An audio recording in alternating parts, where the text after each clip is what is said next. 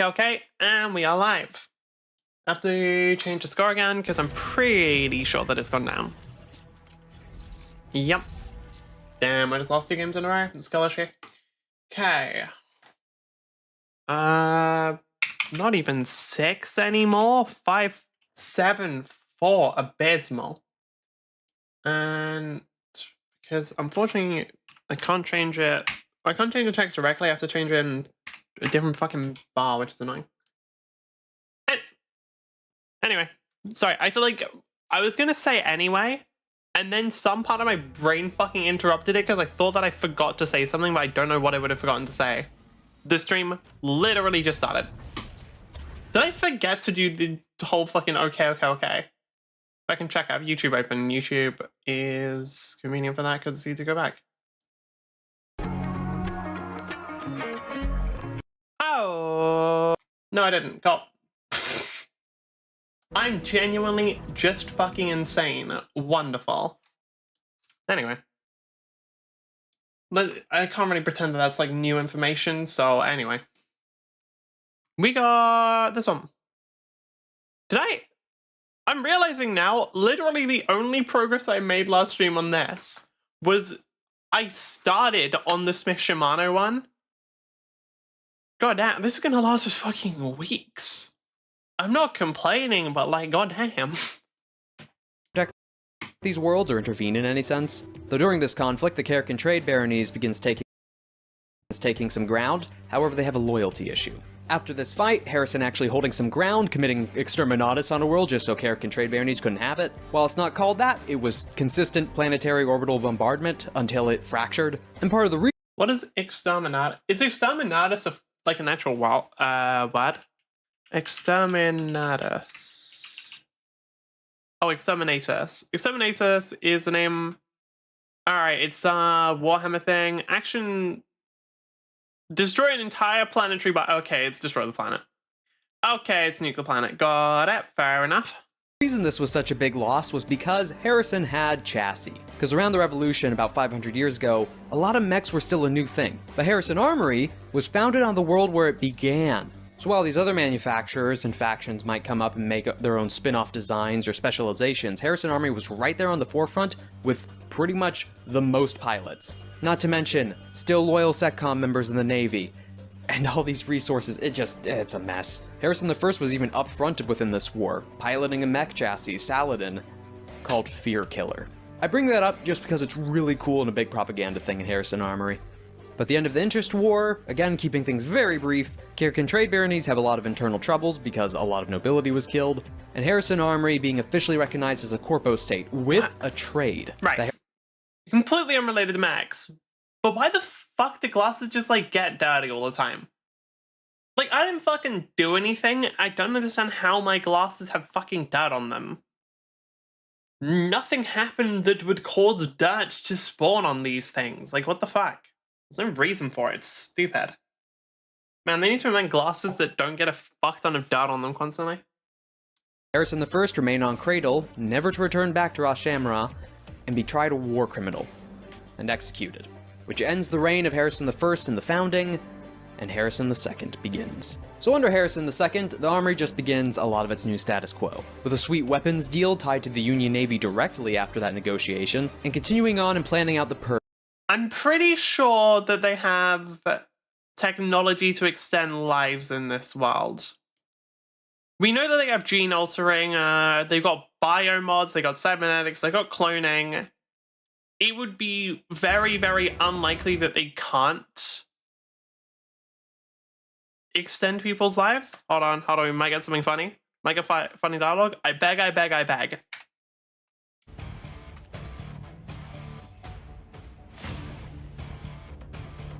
Don't end with Falcon.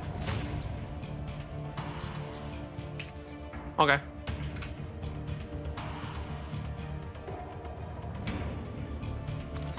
I'm still gonna play Falcon, to be clear. Just won't end with them.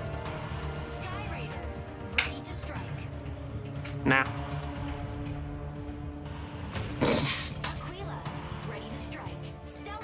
Nah. The thing is, nah. Is this like a welcome player then? Yeah, it is. Damn, rank 6. Oh, Welkin, some Lumine. A lot of Welkin. Holy shit, wow. Damn, bro. What playing the the top tier character does to your mentality, it's crazy. Review, building up its social system, and something that might change in the future lore-wise. It's in a draft, attempting immortality with a copy of Galsim, asking this group of bicameral minds to figure out immortality for John Harrison II. The issue with that, this is well after the first contact accords, and also the first large-scale documented case of those accords being enforced. To keep it brief and very short, to the detail, Ra came in and really killed Harrison II, and a lot. I thought Ra just mostly banned decorporeal shit, like getting rid of your body. I didn't think they fully banned, why did they ban immortality? I must have missed that part. Of what was going on above Rosh Shamra. Well, I think they did ban some level of different genetic modifications and stuff. We didn't get any other interesting dialogue, by the way. So I guess maybe that's why it was just a general ban on just ban on modding humans in general? Interesting. Wonder why. I wonder if we're gonna get... Are you winning? Literally? Just started. Oh, bad sound issues. Okay, I think we're mostly okay. Oh, lag as well? My goodness. Did they say they had an Aquila? Oh, and graphical issues. Holy. Damn, we're getting the full combo of everything right now.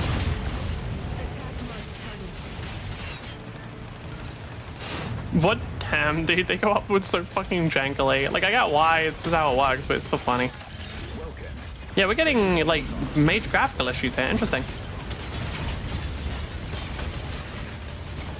It's a shame that Stellaris couldn't go for Lumine there. Because Lumine was, half elf, Stellaris was right below them. I was hoping Stellaris would just be able to pick up a free kill there, but no. Unfortunate. Let's see, is it a good Aquila? Doesn't seem like a very aware Aquila.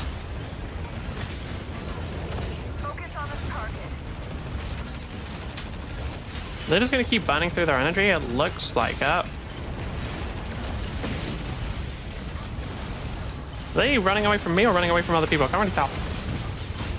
Okay, Aquila's super low. Tricera's lock on baiting me though. Am I dead here? Nah. Nah, why would I die?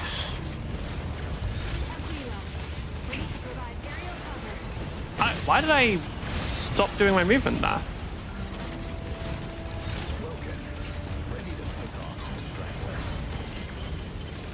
Okay, Keeler's just in here.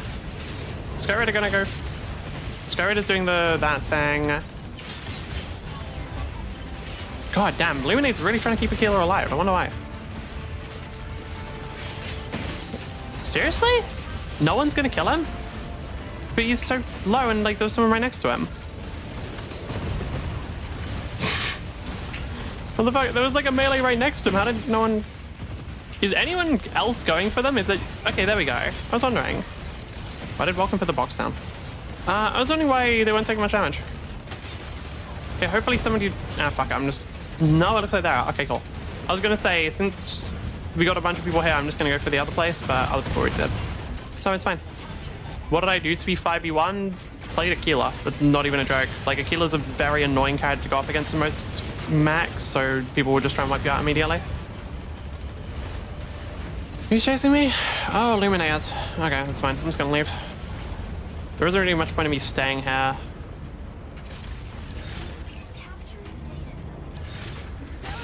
Man, really? Oh. I was hoping I'd be able to get up.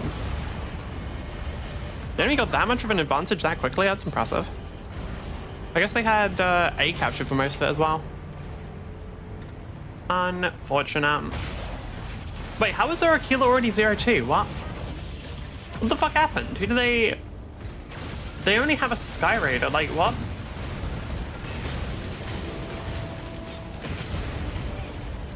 Huh, okay.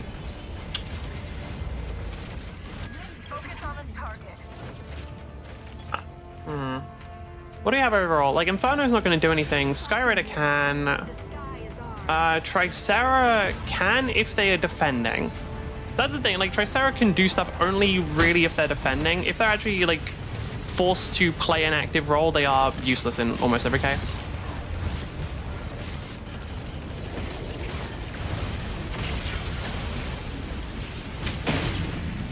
Damn, I'm getting a lot of attacks.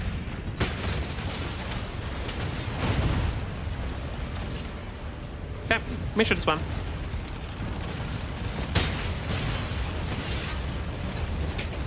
Yeah, I just cannot stand the welcome box, I'm gonna be honest.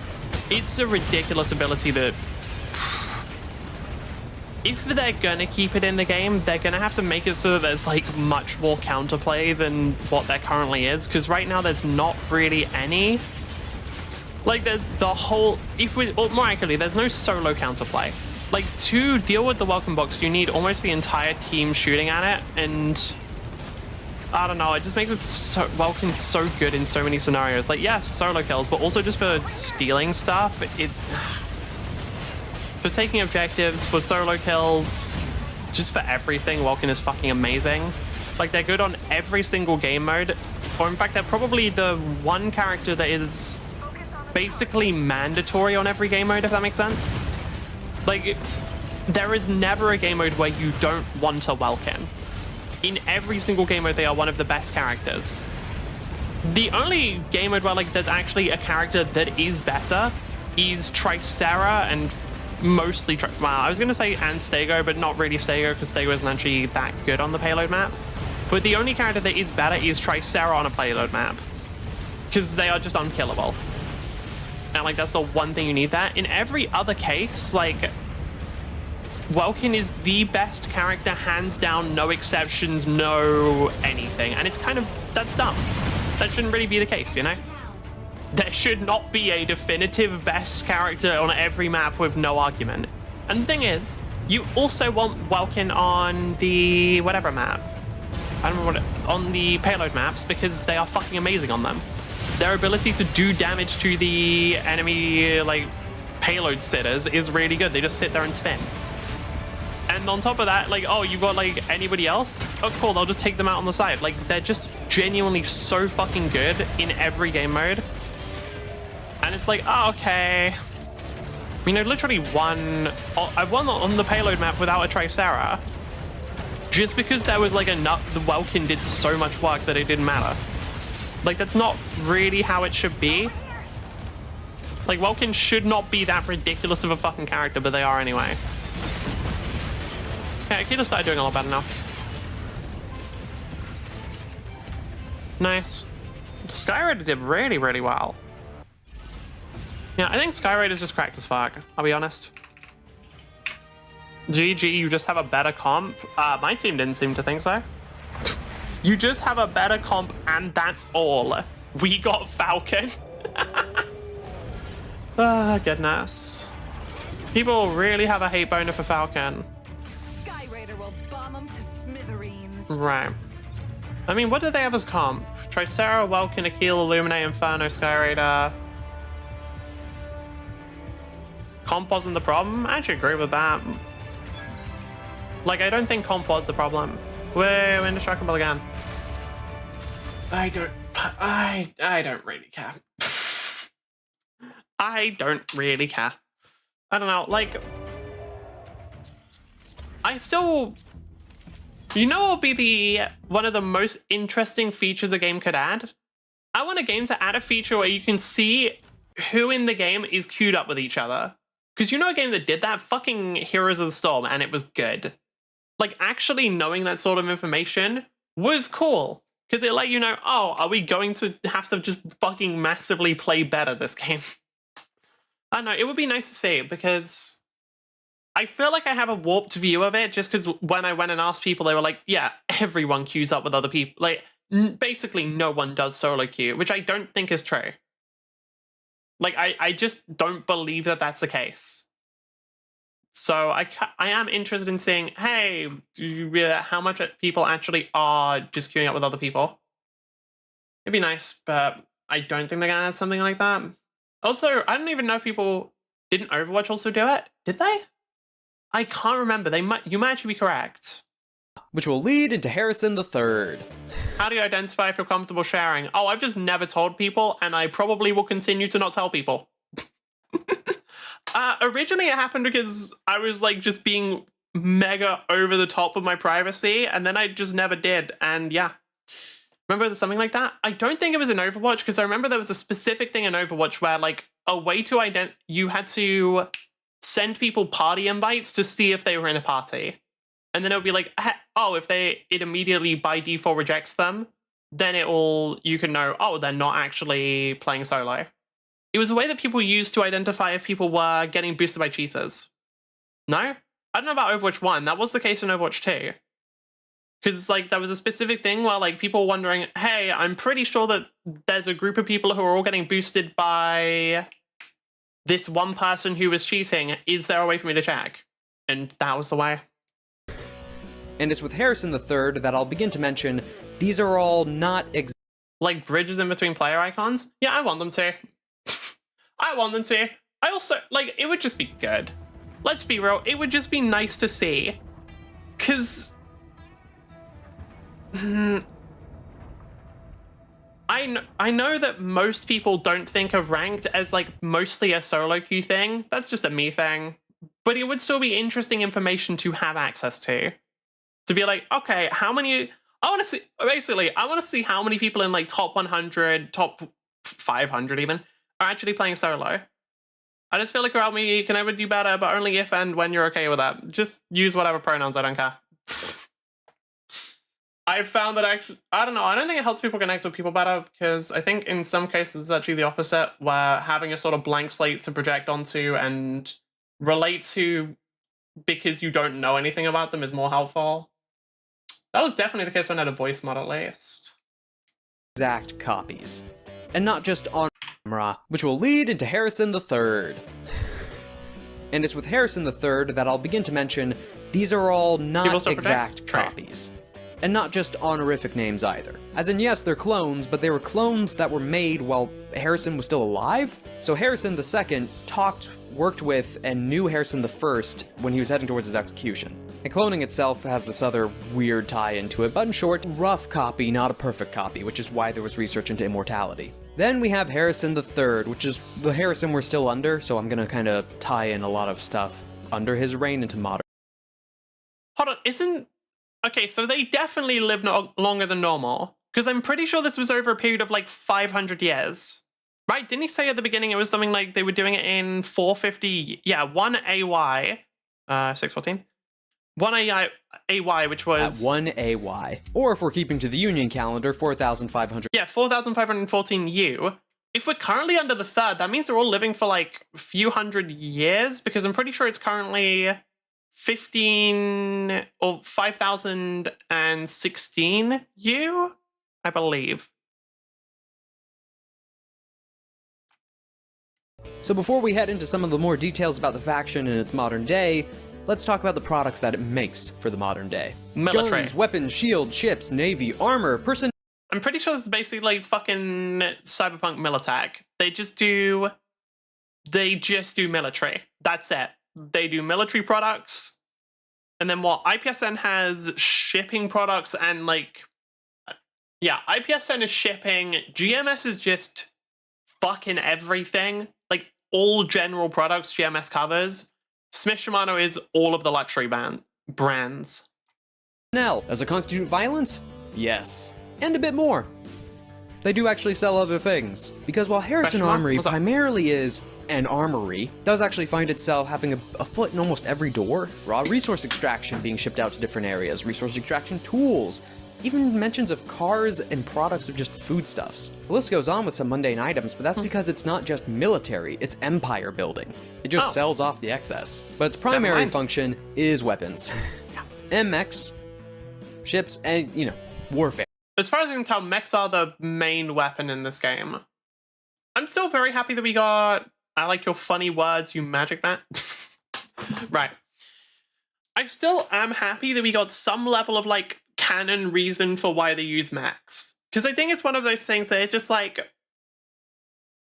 Let's be real. Mechs are very cool. They are also a little fucking silly. If we're talking about what is the optimal method of combat, method of transportation, method of fucking anything, mechs are not the best. But having it being a thing, are they? Yeah, like, there is no reason to make a giant humanoid robot like tanks. A tank is usually fucking better, or a plane, or something else. Like, a giant humanoid robot is not really practical. Who knows? Maybe I'll find out that's actually completely wrong. But at least in Mecha Break, no, in Lancer, the reason why they use mechs is because they're just... I think it was what was that? All-terrain was the big one. They're all-terrain and they're very flexible as like scouting units, which is pretty cool. Armory, it's in the name. Even when it comes to chassis, I just need to express the quality in mass and number. Because while the chassis of the Everest under GMS is the most globally used, or galactically used, I guess, within the hegemony, the second most for warfare is the Sherman. Game setup. Falcon, ready to strike. Damn. I don't know. I almost look forward to people telling me to switch off of Falcon. Because the thing is, I'm not going to, but people say it a lot, and it's interesting. I mean, I have, as of right now, playing Falcon is working, because I think overall my win rate's something like 50-something. Slightly boosted from me getting up to this current rank, because like up until you get to champion, or it's at least up until you get to Grandmaster, I think you have bots, and in any of those games, like, you're just gonna win because the bots are fucking dog shit. But that was only, I don't actually know how many games that was. Because you get like a ton of win streak bonus, you get way, way more points. Like, I think once you hit Indestructible Legendary, you actually gain less points than you lose, which is good, by the way. I don't know, I prefer that in a way. I think that's cooler. A Harrison Armory mech. This isn't to say anything about their other equipment, satellite stations, ships. While IPSN might... Sorry, there is still one big problem with the current rank, though. Like, there is a massive issue of being a legendary. You cannot demote out. One problem that Mecha Break has, well, one of the many problems Mecha Break has with this rank system, you are not able to demote out of ranks, which is fucking stupid.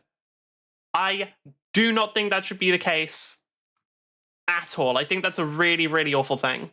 Because, what was the game that did have a problem? Apex actually had somewhat of a problem with it, because in Apex... you can't demote one loser? Yeah, it's shitty. In Apex, there was a thing where like people would get to like gold or whatever rank, and then they just couldn't really play anymore. Because it's like, oh, okay, so I got to this rank, and now I'm just getting matched with people who are better, which is just not... Oh, I am actually gonna... It's just not really a good system. Like, you shouldn't... You shouldn't be like, oh, okay, you win streak into like a higher rank than you're supposed to be. That's fine. Like, that sort of thing happens. Like, sometimes you just get lucky or unlucky, blah, blah, blah.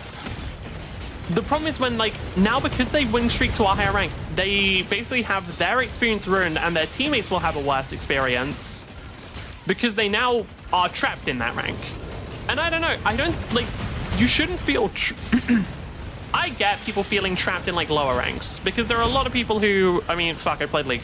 There are a lot of people who seemingly think that they deserve to be in a higher rank and the only reason they're not is their teammates or their, well, most of their teammates or the something else, or like the matchmaking algorithm is dooming them for failure, whatever the fuck it is, right? A bunch of made up bullshit that generally is just copy, it's just code. But feeling like you're trapped in too high of a rank shouldn't be a thing because you should just lose. Straight up, you should just fucking lose and leave. Like, you should be kicked out. Like, you should have to have, I don't know, like, it was dumb in Marvel Rivals as well with the whole thing of like, oh yeah, you literally get boosted to Grandmaster. Oh yeah, no. You are, like, until you get to Grandmaster, you are getting boosted by the system because it gives you more points than you lose. Okay, that's a bit of my health. Can I just, I was hoping I'd get Skyraider there. Okay, can I get Skyraider? The thing is, trying to fight with Skyraider here is not exactly a smart move, because Skyraider can do direct damage to me. However, I am overconfident. That's not even a meme, that's just the reason I'm doing this. Hold on, they're solo. Hold on, get them. Okay, and also, there isn't really much point in me playing safe right now, because I'm just gonna die eventually. And we do have a healer. Can I get to Panaka? Panaka, please, I'm begging you to look at me. Panaka, I'm right in front of you. Panaka, please. Panaka, please. Panaka, please. Panaka. Okay. It was fine. They tried. Their abilities were on cooldown. All of their 3 different healing abilities were on cooldown there. It happens. That's fucking rough, dude. Like, really? What, all of them on cooldown? That's okay. Okay, you know, it happens. So abilities have cooldowns and that can limit a player's capabilities, and it is what it is. Fuck. Well, come on, man. Like, really? If you want, you can kill me. I'm not gonna act like I'm impossible to kill for you. But you have to not run at me from, like, face straight up. You can't run at me face first. Especially the direction I'm looking. Because the thing is, like, I will obviously see you. And I can dodge sometimes. If the dodge system actually decides to work. It gets a little inconsistent with melee max. Okay, this should be enough to damage Inferno, and that kills them.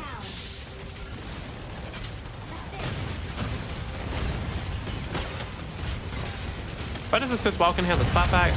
Why did I drop down there? I didn't shoot a drop. Yeah, if I can just get around their shield, that's convenient. They have a Panther there. I'm assuming Panther's going to be going for me at least a bit because they can one-shot me. I don't know, when you literally have the potential to just one-shot a person, you kind of should go for them quite a bit. And I actually talked to him in the Discord about, like, I was like, yeah, it'd be nice if Falcon got a bit of a health buff so Panther can't one-shot them. Apparently people don't agree. Apparently people think that Panther should be, like, if you get caught by Panther's thing, you should die, but, like, I don't know. Like, fuck, that seems like a bit much. Like, literally, oh, you just weren't looking up. Okay, you immediately die. That feels a bit rough. Like, or more accurately, if you don't look up and see them in advance, you just have a 50-50 chance of death. Assuming you even dodge in time. That's like, okay. Right. Yeah. Ugh, goodness. I don't know. It seems a bit extreme in my opinion. Is the enemy Falcon trying to kill me? You won't. The enemy Falcon, you like straight up won't. Not unless you waste a ridiculous amount of time or I'm already on my health. I keep forgetting Welkin's able to hit outside the box. Oh, it's just not paying attention to my energy there. Okay. Yeah, this one's just a free win. I think Pitnaka feels bad for the last time. That's why, like, either I just happen to fly in front of them or they intentionally shielded me there. But I would not be surprised if they feel bad for the last one and, like, just intentionally went up to me to shield me.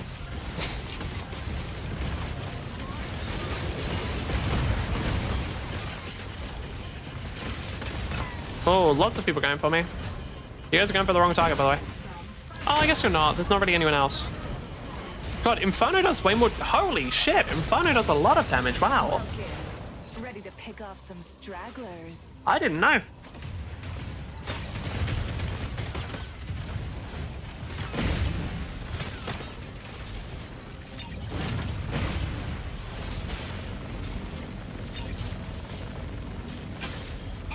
Wait, they were like missing for most of it. Wait, but they were like missing for most of it. What the fuck? Okay. That seems a bit silly, but alright. GG. That was just kind of a free win. It's funny playing with bots, you're not. I'm assuming the Stellaris is on the enemy team. Wait, are they on my team or the enemy team? Oh, I skipped it somehow. Wait, hold on. I want to see. Oh, 6-12.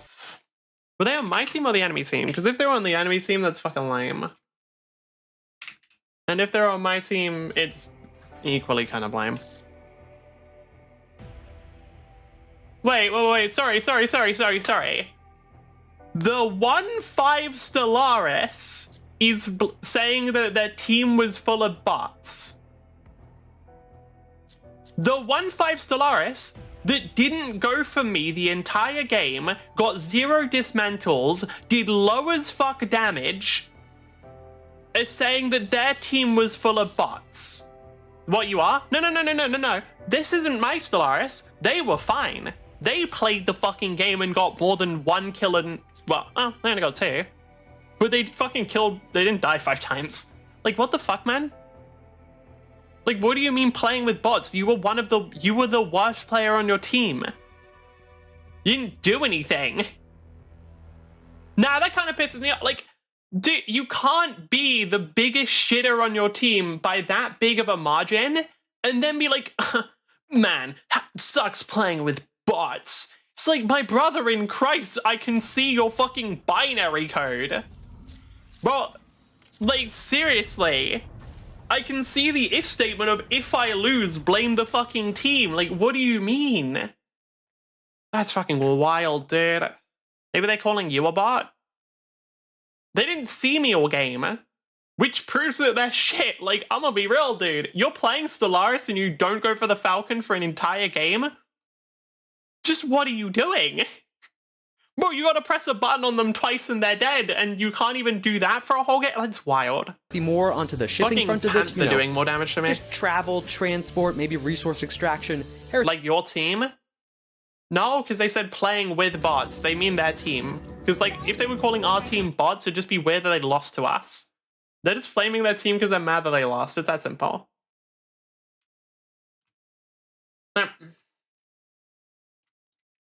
Armories for the gunboats, and the guns on said boats. While GMS is coming in to fit the galactic standard for everything, Harrison Armory comes in to make it bulletproof. While SSC might be... They keep using Titanfall images. That was a fucking Titanfall picture. The galactic standard for everything, Harrison Armory comes... But that is literally like the Spectres from Titanfall and the mechs from Titanfall. in to make it bulletproof. I think Titanfall 1 as well. While SSC might be working on perfecting the human form and interaction with the outside world, Harrison Armory is making things, instead of just changing hair color permanently or helping with birth defects, combat stims, enhancements, super soldier pro... Sorry, I got distracted. Human form and interaction with the outside world.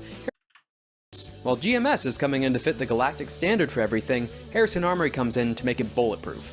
While SSC might be working on perfecting the human form and interaction with the outside world, Harrison Armory is making things, instead of just changing hair color permanently or helping with birth defects, combat stims, enhancements, super soldier programs, cybernetics, specifically for military hardware. And when it comes to the only thing with this is they're still gonna lose to to the fucking player character. I don't know. There's something so funny to me about that, where it's like these people are cybernetically enhanced, an elite force of dangerous individuals. They just lose to the player whose backstory is that they felt like going on an adventure. Like, I don't know, man. It just like, damn, what a fucking skill issue. Horus, it even has a foot in the door on paracausal and NHP development. Harrison Armory, we're here for warfare. It is the hegemony's imperial power and weapons dealer. Sure. And where does this all take place? Where's its capital? Where's the temperate throne? It's all on Ras Shamra, a tidally locked world with a temperate band on the center with a hot... What are we up against? We have... I wonder if the 3 people with the exact same color scheme are in a team. There's no way, right? Yeah, they have some people. Let's go. Who died? Wait, Skyraider died to Falcon? What? AFK? I'm guessing AFK. I can't think of it. I literally cannot think of any other option there. I'm gonna be real with you, like, Skyraider shouldn't die to Falcon. The sky is ours. Like, that's outside of it just being a very favorable matchup. Like, it's just so difficult for dogfighting to actually result in anything. Like, Skyraider can sometimes get stuff, right? Because Skyraider is able to just like do the occasional bit of burst damage and, more importantly, the occasional bit of direct damage. Falcon can't, meaning there isn't really a reason for them, or a reason or way for them to kill Skyraider. Like, they just won't get the kill. I need to stop trying. Like, I'm trying to time it for when they, like, get out of Fortress form, but they're just not getting out of Fortress form.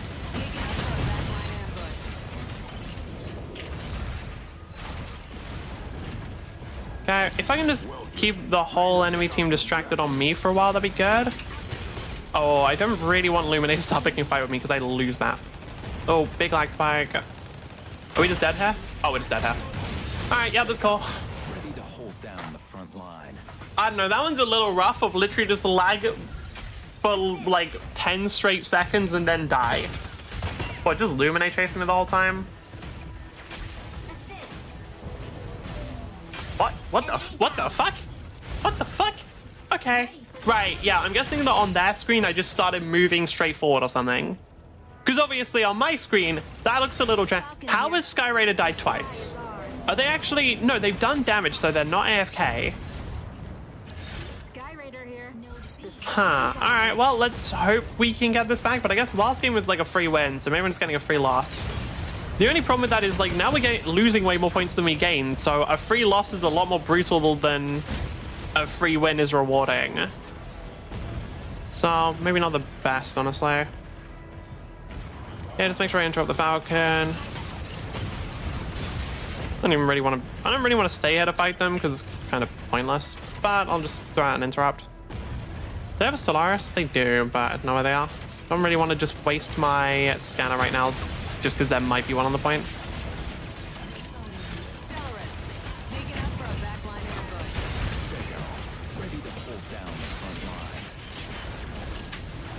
God damn, yeah. I'm kind of surprised by how much smoke Stego gets.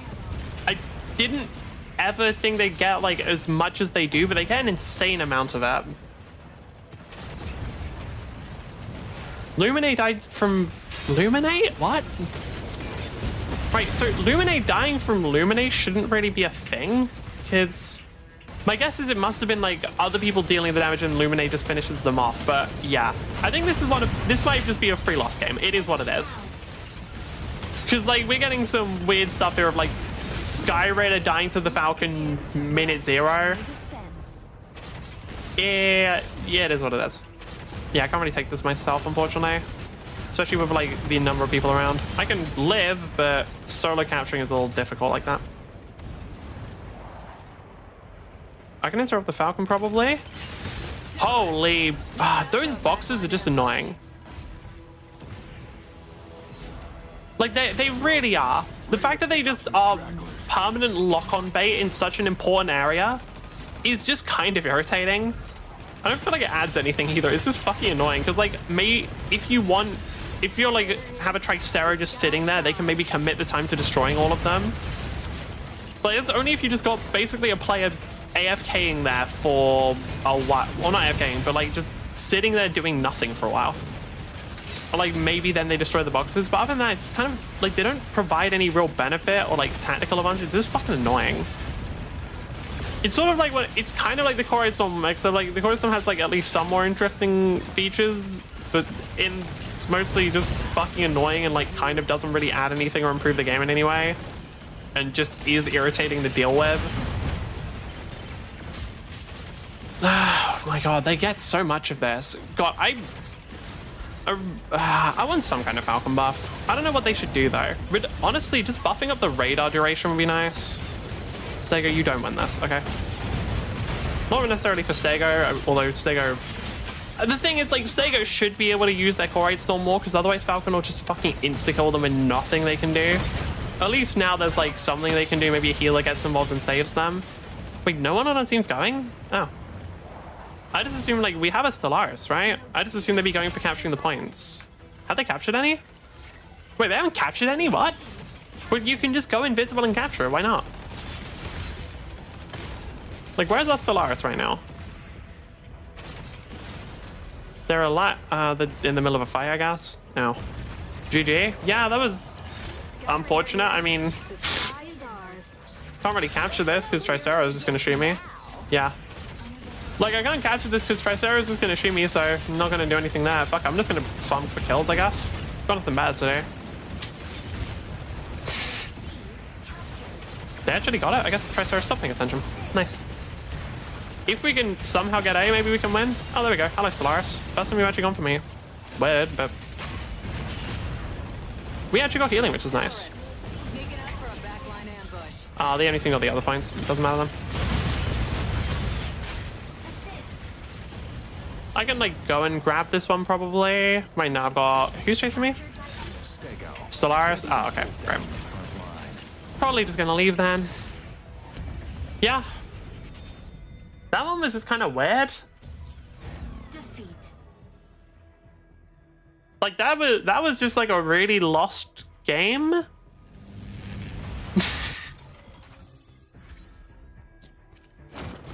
Sorry, I think they said sorry crash, which yeah, I think I said they were probably AFK at the beginning.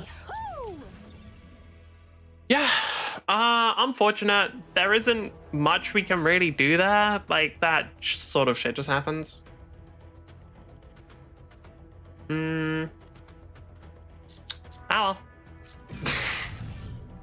Ah well, it is what it is. Like, you know.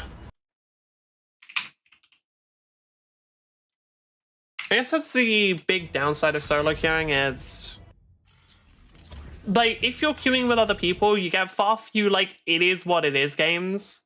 You get far few games where it's just like, yeah, you're gonna lose. Yeah, you can't really do anything about it. It kind of sucks. Kind of got to deal with that. And cold side, which is severe.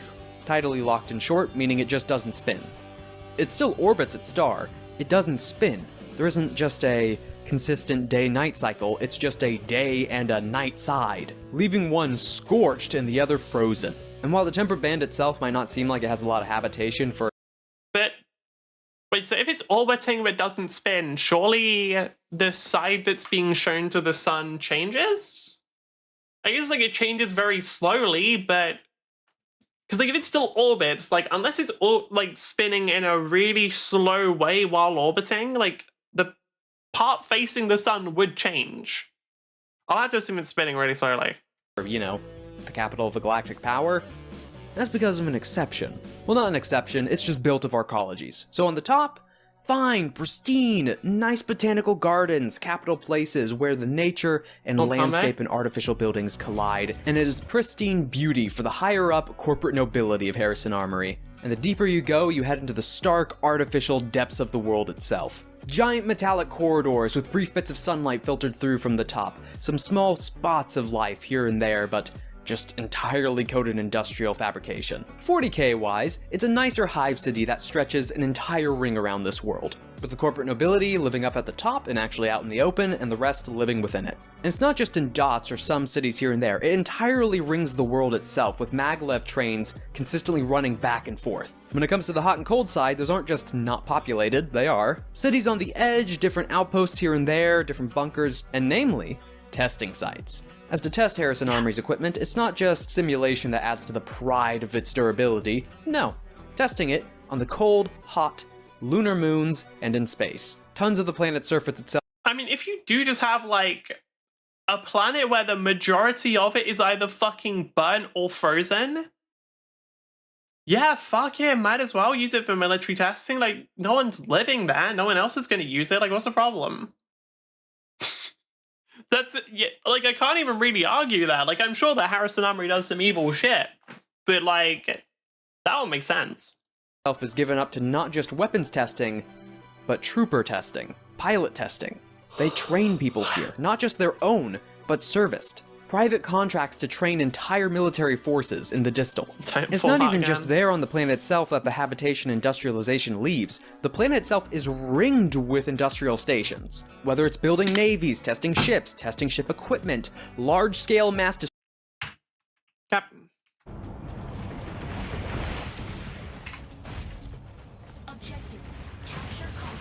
Right, wait, what do we have as a team? Stego, Vulcan, Panther... Oh, we don't have Tricera. Neither does the enemy. Alright, we're fine. I don't know. One thing I do find really funny are those games where, like, beforehand everyone's like, what the fuck, we don't have this specific character, we're gonna lose. Then it just turns out the enemy doesn't have him either. And it happens a lot. Like, it happens a lot. Like, really, really commonly. Oh, Skyrider and Aquila is a little annoying, actually. I mean, can I just... Yep. Then let's go here for cover and then pop out when I feel like annoying them. The thing is, if I can get through Aquila's fluid armor, then I get to... Yeah, there. Now we get to play the game. This is the thing of, like, my goal is get through the fluid armor and then hit and run tactics. Like, until I get through the fluid armor, the hit and run tactics aren't actually that effective. By the way, Falcon has a bug where sometimes they just don't get energy after detransforming. I don't know why they have this bug, but they have it, and it's genuinely fucking annoying, and I should do a bug report for this. Ah, that was stupid on me for not going for Aquila harder. Like, we had a really good opportunity to get the kill there. Stego, that's not gonna save you. Stego, that's not gonna save you. Well, actually, maybe it will. Panthers and Vulcan are struggling to kill you, so actually... No, it doesn't. Oh, Aquila's run out of fluid armor. Time to harass.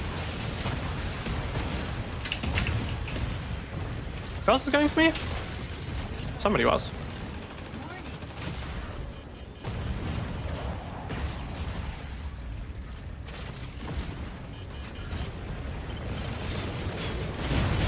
The thing is, they have to wait for their, like, for them to win in the fight, they have to wait for their fluid armor to engage. For me to win in the fight, once again, like, we're just not getting any... Yeah, we're not getting any energy. No, even if I use some, it doesn't... We're just not regaining energy. Wait, what the fuck? I'm just not getting any energy back. Devs, I kind of need that. Okay, that's like a big fucking issue. I've never seen it that bad before. Previously it was a thing of like, oh, okay, sometimes you just like have to transform and detransform, which is actually pretty bad. Because like, Falcon is a very fast-paced character, and having like just the occasional time of like, yeah, you're just not gonna be able to do anything for a second or two. Not great. But like straight up just not regaining it for like a while is, that goes from like annoying and like pretty substantial to straight up game breaking, like this character can't be played if that happens too consistently. Luckily for us, it doesn't happen too consistently yet. I'm really hoping it never starts happening too consistently, but I'm not ruling out the possibility. Hey, Aquila, keep focusing on me. There is a genuine thing of like, I'd rather Aquila focuses on me than my team. Also, you really do not want to step out too far. Like, the whole game plan against Aquila, especially, or more accurately, the whole game plan against an Aquila that's actually capable of fighting Mac is you kind of chill for, you don't chill. You do the complete opposite of chilling. You go really hard on them, burning through like a ton of energy. And then like as soon as you're starting to run low, you dip out. Get your energy back because it regens in like half a second. And then you just go again. Like rinse and repeat that shit ad infinitum.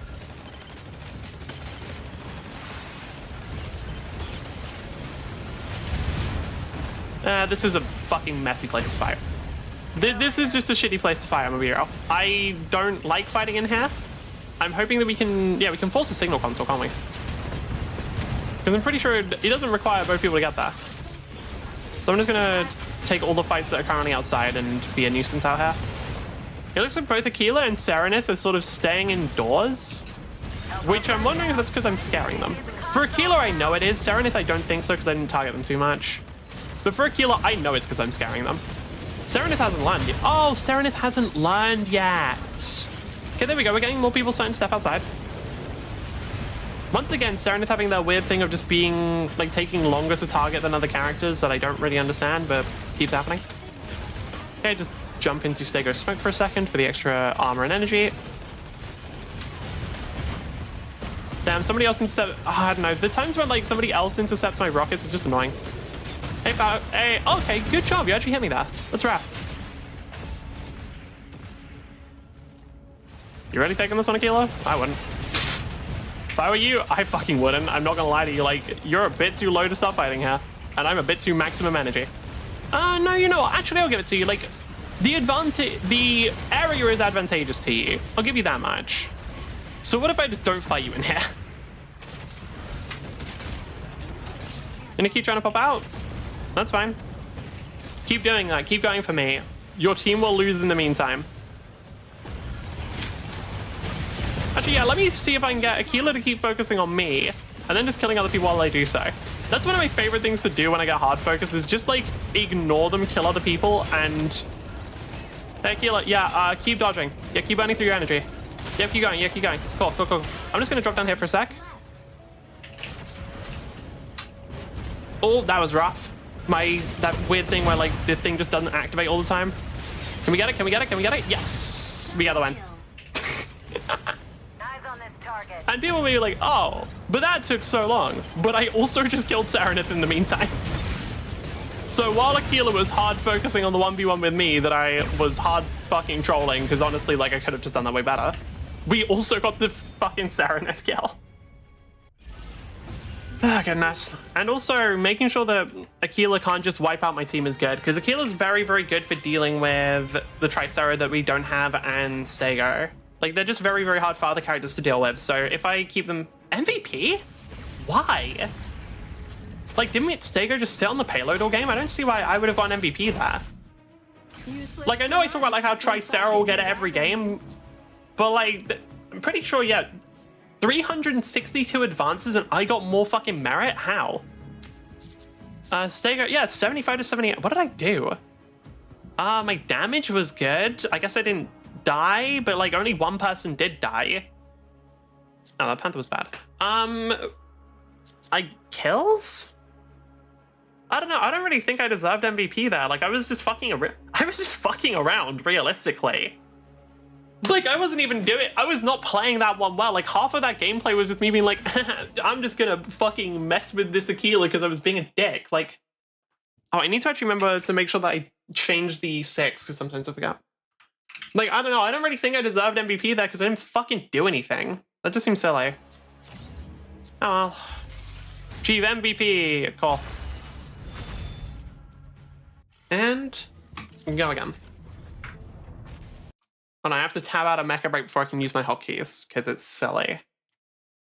Destruction weapons, paracausal tech, anomalies that they don't want to touch the surface or break out, diseases, or just the straight raw processing of materials brought in from the rest of the system and its local blink gate. Not to mention the orbital harbors and planets keeping track of the colonial legions, hundreds. Harrison Armory's Rosh Shamra is a marvel. Not just its integration of the natural landscape and its arcologies up on the surface, but just the sheer scale. Its local production of navies even described not to rival IPSN, but still impressive in comparison. But before leaving Rosh Shamra, we have one more thing to talk about here, which is that on the cold side, not only is there still testing here and there, there's also a thing called the think tank. So in its current rendition, the think tank actually makes is sense. comprised of multiple, barely just cascading NHPs, consistently getting an inflow of ideas, connection to the rest of Harrison Armory, and this consistent back and forth for designing new weapon systems and plans. But then again, due to treaties, negotiations, Union can come in to actually give inspections of the place. But that's also what's aiding in the development of paracausal tech within Harrison Armory. The fact they have multiple, barely contained NHPs consistently going back and forth and being a think tank. Oh yeah, sure, just throw the Eldritch. I'm curious if there's like something of also... I feel like the start of that was like someone being like, oh yeah, they run like really advanced computers here and they use the cold side of the planet to cool it. And then someone's like, yeah, but what if they were just fucking NHPs? And so the reason for it being on the cold side doesn't make as much sense other than maybe just being uninhabited. But still cool.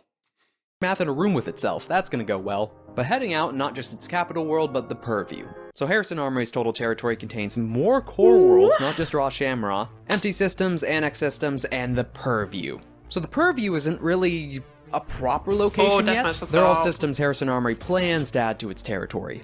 Not in... Deathmatch is one of the only game modes where I don't get shit for picking Falcon. Deathmatch is literally like the only place where I've never seen someone be like, yeah, okay, so maybe don't pick Falcon. Because I think people are at least chill with them in Deathmatch, which is nice. Very, very PogChamp. Yet. And in spreading the Purview itself, you have things like the Colonial Legionate. Or Legion. It said Legionate here, but it's a Legion. Though when you hear Colonial Legion, that's not a good image, which also, just to get across, isn't. It doesn't just mean immediate conquest, or guns blazing. Because as a part of the Purview and its process of taking worlds and adding them to Harrison Armory proper, Colonial Legions have a section of them themselves divided into AMT, which before the Legion itself arrives, head there early, probably decades in advance, look over the world, find sympathetic elements within the cultures, and then integrate themselves. It's described in the book that these things can become so effective that a lot of Harrison Armory annexations look like civil wars before the Legion properly arrives. Harrison Armory is just usually stepping in, supporting a side, bringing peace, helping with the Like, I'm assuming that this planet is less evolved or like less advanced, right? The technology there isn't at the same level. Do they even need to bother? Can they not just be like, hey, yeah, we have like super mega high damage mechs that will fucking kill you. Do what we say. Like, I don't know, they're flying with fucking ships that can probably level a fucking planet. Like, I don't know if they need to. DOJ under Union, spreading what Union auxiliaries call the Purple Bruise, seeing the Harrison Armory symbol crop up, and up, and up, and up. It's even described in the book that this gives Union, and particularly the DOJ, Department of Justice, a real headache in determining these, to the point that it is a dreaded position to be a Union. Right. Stick together and focus targets. I'm not gonna do that. I'm just not gonna do that is the problem. Nah, I don't know, like, I'll go back and forth between being near my team and just doing whatever the fuck I want. Like, I'll fly back to them if I ever, like, maybe want some healing, I don't know. Other than that, yeah, I'm gonna be real, I'm probably staying away from you guys. If I can just keep Illuminate mostly out of the fight and, like, just have... Well, more accurately, if I can keep them low health and then have my teammates just, like, finish them off, that'd be good. Was that Panther or Lee's Nats? 'Cause I feel like... Do they have a Panther? They do, I'm assuming that was Panther then.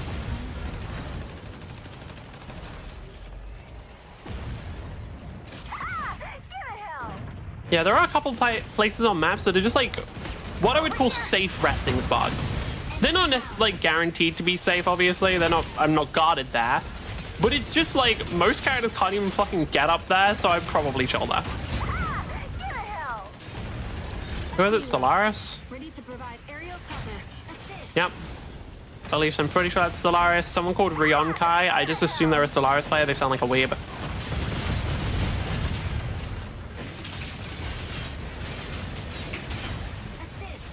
Nice. Who died?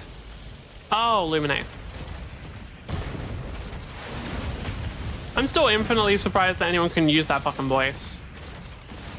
Like, it's so annoying. This isn't even a meme. Like, I find the voice so annoying I just don't get people who use it. Like, you probably, I'm assuming that some of the people who use it like want to piss off their team and just like be annoying. But like, you have to listen to it too, right? Like, fuck. I just don't think it's worth it realistically. The Stellaris. Really? Tricera lock-on baiting me like that sucks. Damn, Stellaris just chasing me? Yeah. They go invisible there. No, I think they're just behind cover. Hey, dumbass. Hey, yeah, okay. Hey, yeah, keep... That hit? Piss off that hit. Piss off that hit. Anyway, Stellaris, follow me into my team. Anyway, Stellaris, come into my team for me. Follow me in there. Follow me into the middle of a bunch of people while you're low health. No, really? That's surprising. Honestly surprised you can... Oh, holy fuck me! I always forget, like, just how much damage Tricera actually does. And also the fact they can stagger me. Like, I don't know, like, the fact that Tricera can just keep you locked in the air with their knockback is wild to me. We having a Keeler? Damn. Had no idea. They had a bit of help with Stego they had a bit of help from Falcon with the damage, but like that, god damn, Tricera does a lot. Yeah. Panther probably didn't do any solo kills there, but I'll be real, like, if they just all focus one target at a time, they're gonna get the kill.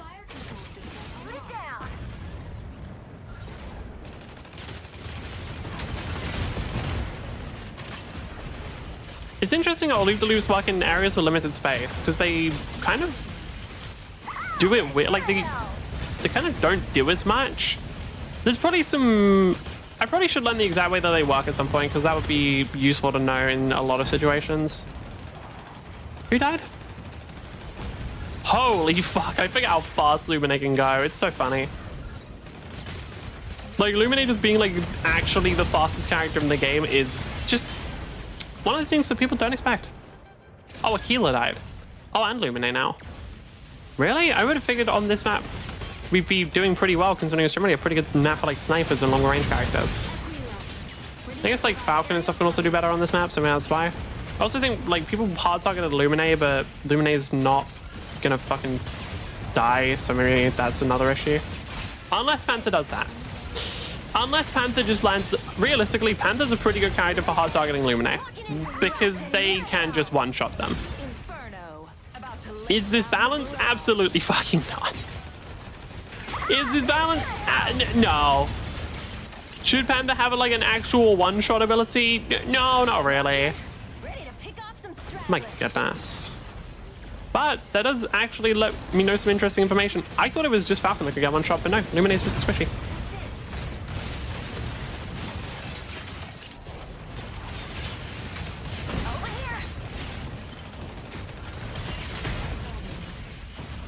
They're walking a parry, damn. Falcon ran out of energy? Yes, they did. Bye. Anytime like a Falcon just runs out of energy like that, they're just gone.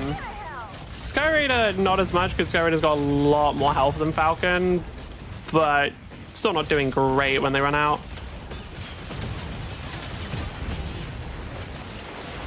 There is actually a reason to shoot people while they're getting attacked by like melee units and stuff, by the way. It's basically to get rid of their complex shields. Like, if you can shoot them and help the other person damage their complex shields, because most attacks do not go through complex shields. The only thing I know does is Stellaris' drone, because Stellaris is piss easy bullshit. Like, piss easy baby's first melee mech sort of deal. Like, piss easy bullshit lame ass character only played by bitches, you know?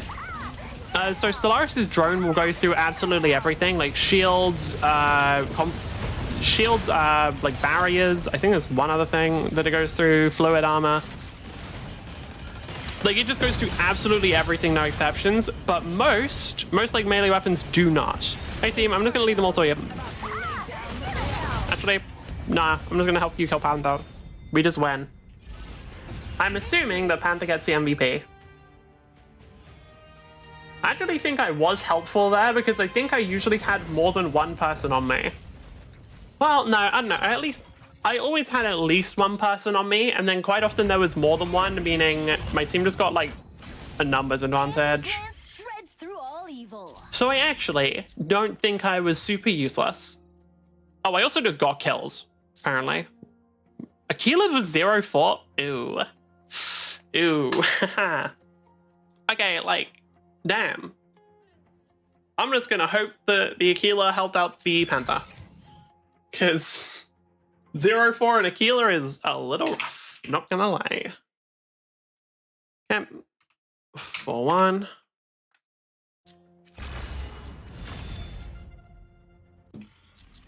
Going up.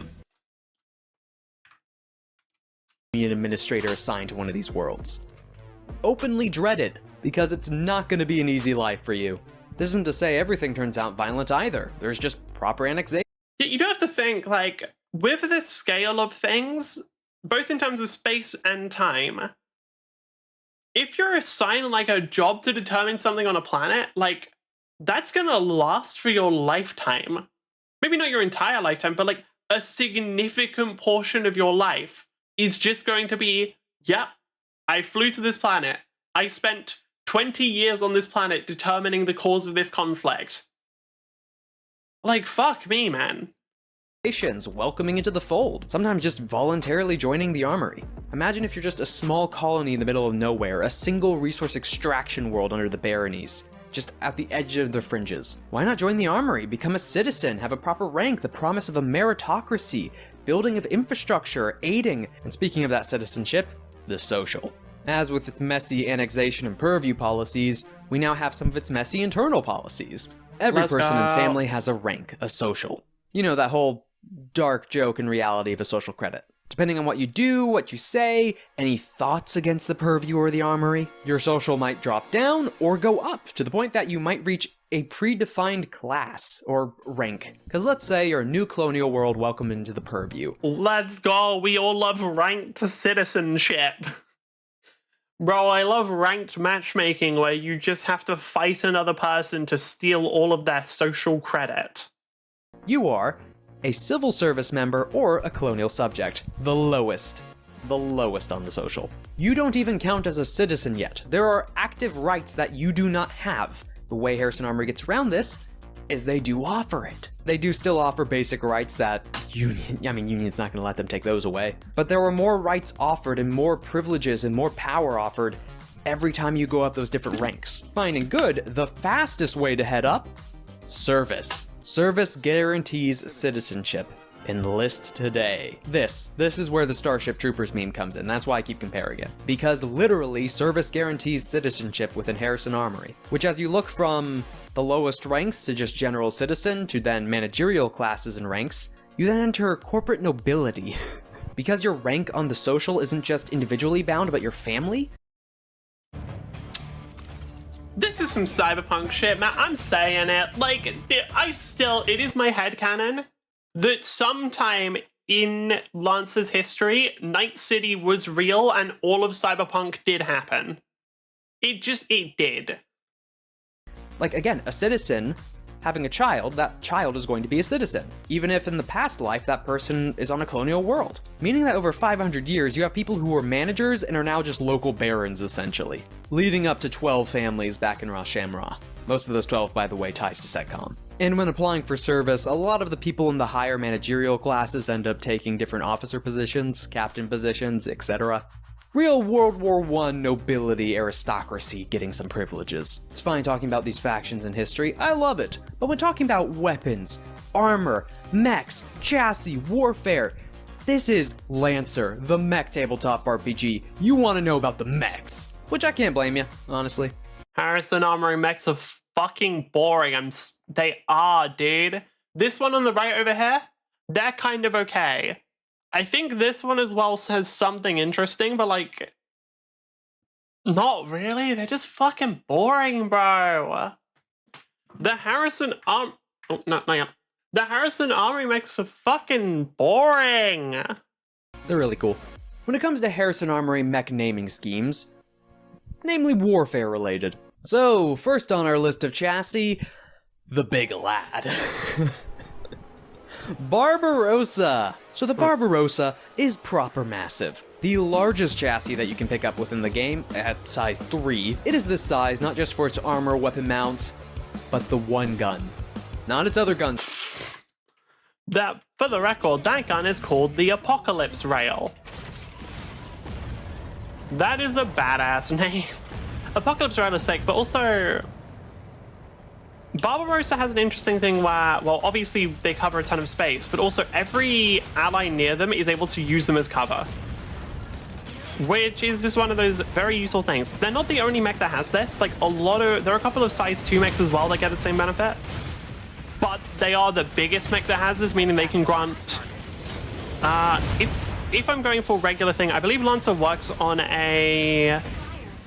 Yeah, Lancer works with a hex system. So, I actually, holy shit. We don't really see many good Infernos, like saying. Oh no, it's interesting seeing people play like mechs well, because there's a lot of mechs where they don't.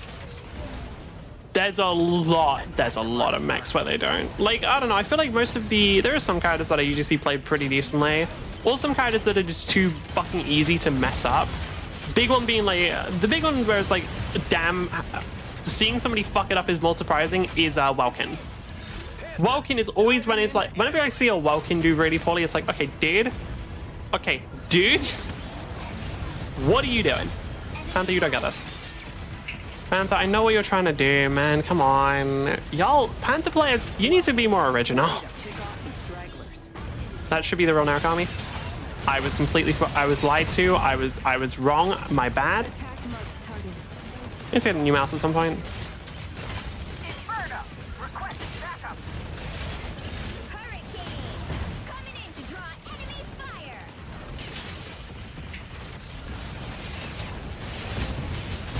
What is Narukami doing?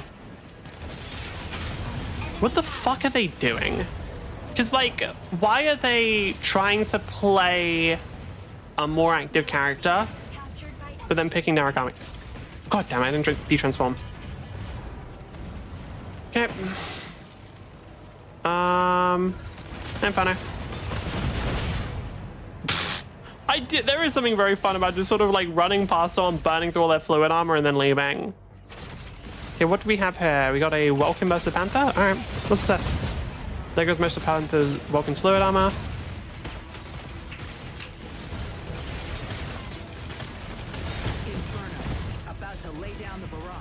How much fucking charge?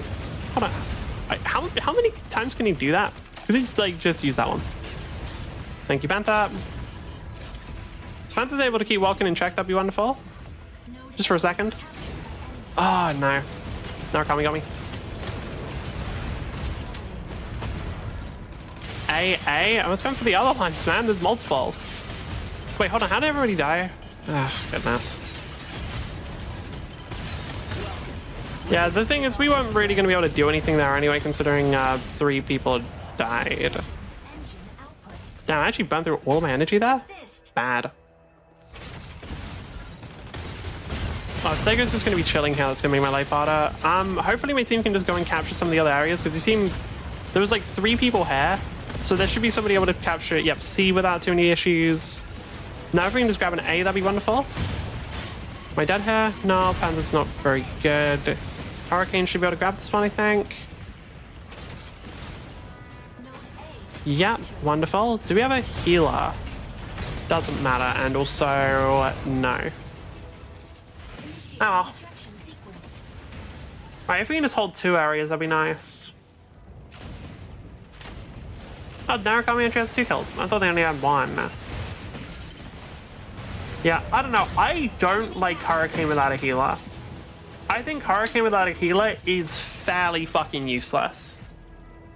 They don't really do anything, because, like, they can't really do anything. The sky is ours. Because, for those wondering why, they don't have any way of self-sustain. They don't have particularly good self-sustain. They just have a bunch of ways of, like, stopping people from hitting them momentarily. Can I actually manage to time it better that time? Whenever I see a Welkin in a box, my goal is to time it so the... Okay, perfect. Goal is to time it so that by the time the box disappears, they have like a bunch of missile damage straight away. I just need to get better at the welcome box timings for that. They have a Hurricane and Inferno as well, huh? Who's chasing me? Stego? Yeah, let's go, dude. Yeah, let's go, Stego, come on. You're not safe there? Like, why don't Stego players know this?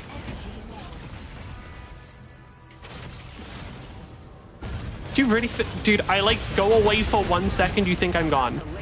Have you heard of object fucking permanence?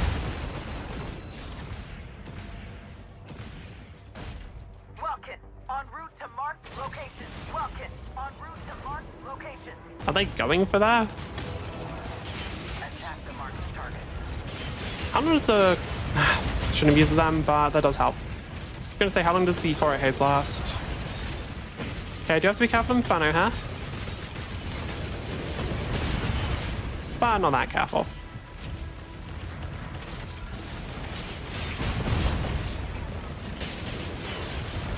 Stego, you will not kill me. Say you're gonna need to learn this, you just simply will not kill me.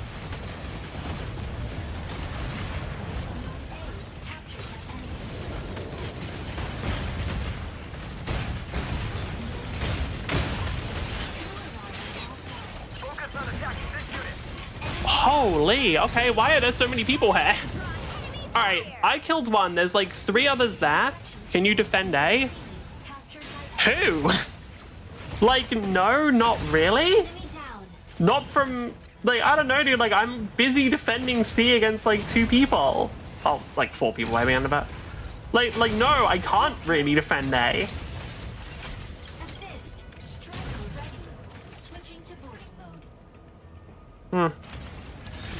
Oh wait, I just realized Falcon's not doing what? Yeah, that explains that. Like I only just realized Falcon is 1-4 with 0 captures. No, never mind, it makes sense. There we go, 1-4 with 1 capture. Hey Narukami, where are you? There you are. Okay, we're getting really close to just winning. Oh goodness, they got B. Okay. Damn, Stego's gonna be there? Alright. About to lay down the barrage. Aren't they gonna go for me or someone else? Seriously? Why do you have to show up here, man? Annoying.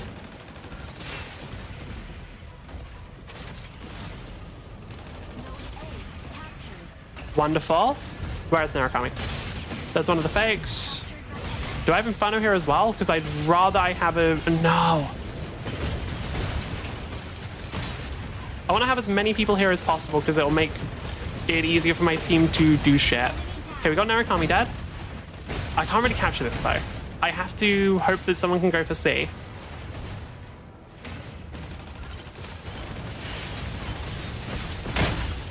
Oh, ow. Damn, okay. Okay, got Hurricane. Someone just needs to grab one of them. Maybe help A, the place I'm literally already helping, you whiny piece of shit.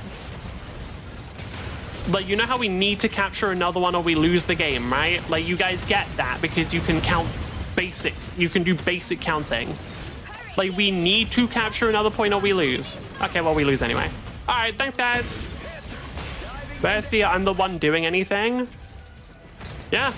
They're the one doing the most. They're the one who has the most captures. The only problem is we have an Inferno, a Hurricane, and a Welkin, all of whom have fairly, like, all of whom didn't really capture that much, didn't really do that much damage, and were generally just incredibly underwhelming.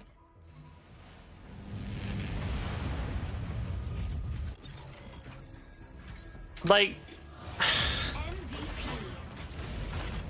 Electroid Sammer on Twitch, you didn't fucking do anything. The Narukami was really bad.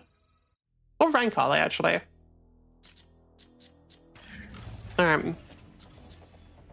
Champion 3, but they were... Then maybe not a Narukami player? Huh. Okay. Well, hello, what did I miss? In what period of time? 55598.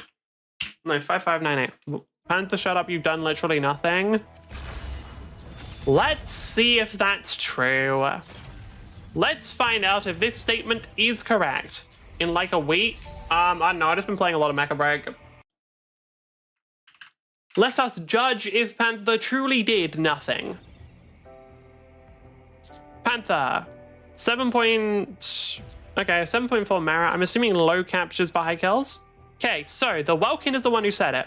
Panther got 3 more kills than the Welkin, died 2 less times, meaning they were active for a longer period of time, defended just as much, got only 1 less capture. So here's the thing. For Welkin to capture, it's piss easy, and realistically, they should have way more. The Welkin was fucking dog shit. Anyway.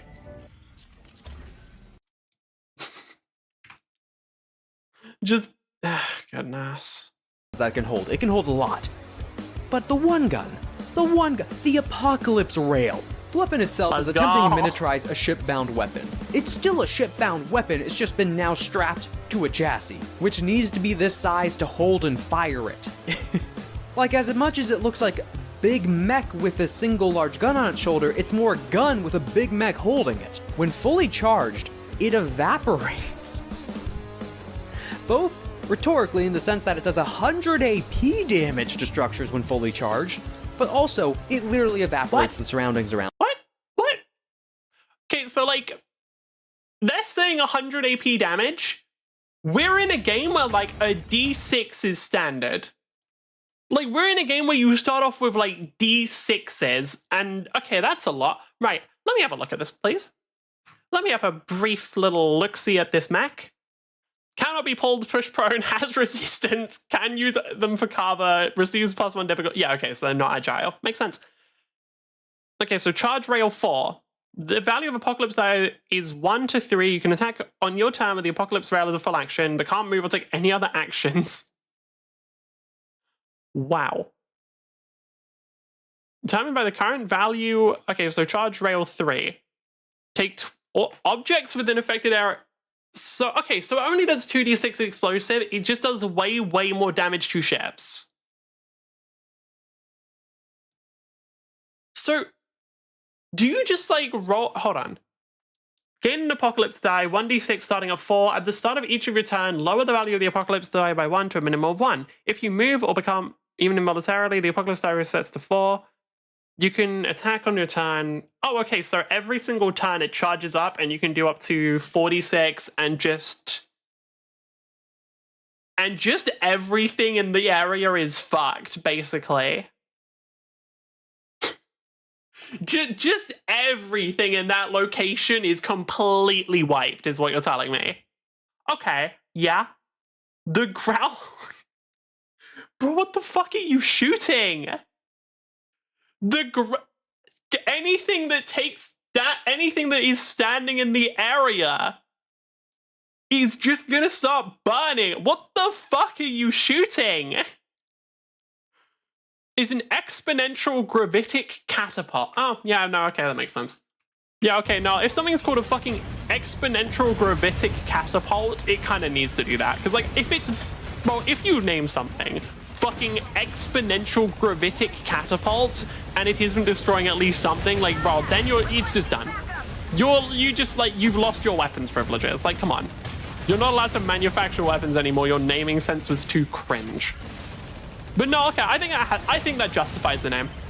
I think props to them, they actually made something that fits the name of gravitic rail cannon or whatever the fuck it was.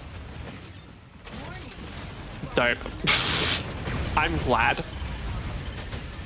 I don't know, man. Giant fucking guns like that is pretty cool. I'm gonna be real with you. I do in fact want to fire the gun that just destroys everything in the area. Yeah, no, I can see the appeal actually, if you can believe it. I know that normally I'm a very peace-loving person, but just in this one case, maybe I could accept a little bit of violence.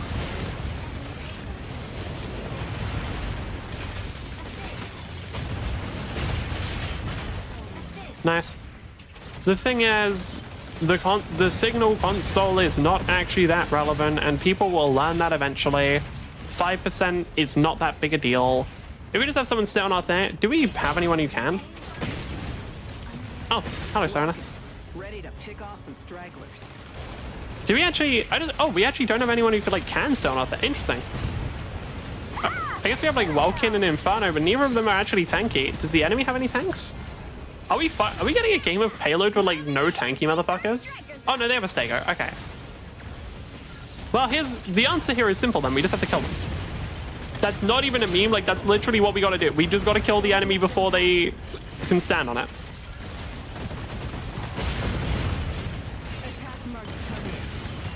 Big part of that is going to be killing the healers, so I'm hoping that my team will actually cooperate. Okay, that's the healer gone. Unfortunately, we don't have a Sereneth, but luckily for us, their Sereneth is not really super relevant because it doesn't really do much. Engineer is a fun class in what?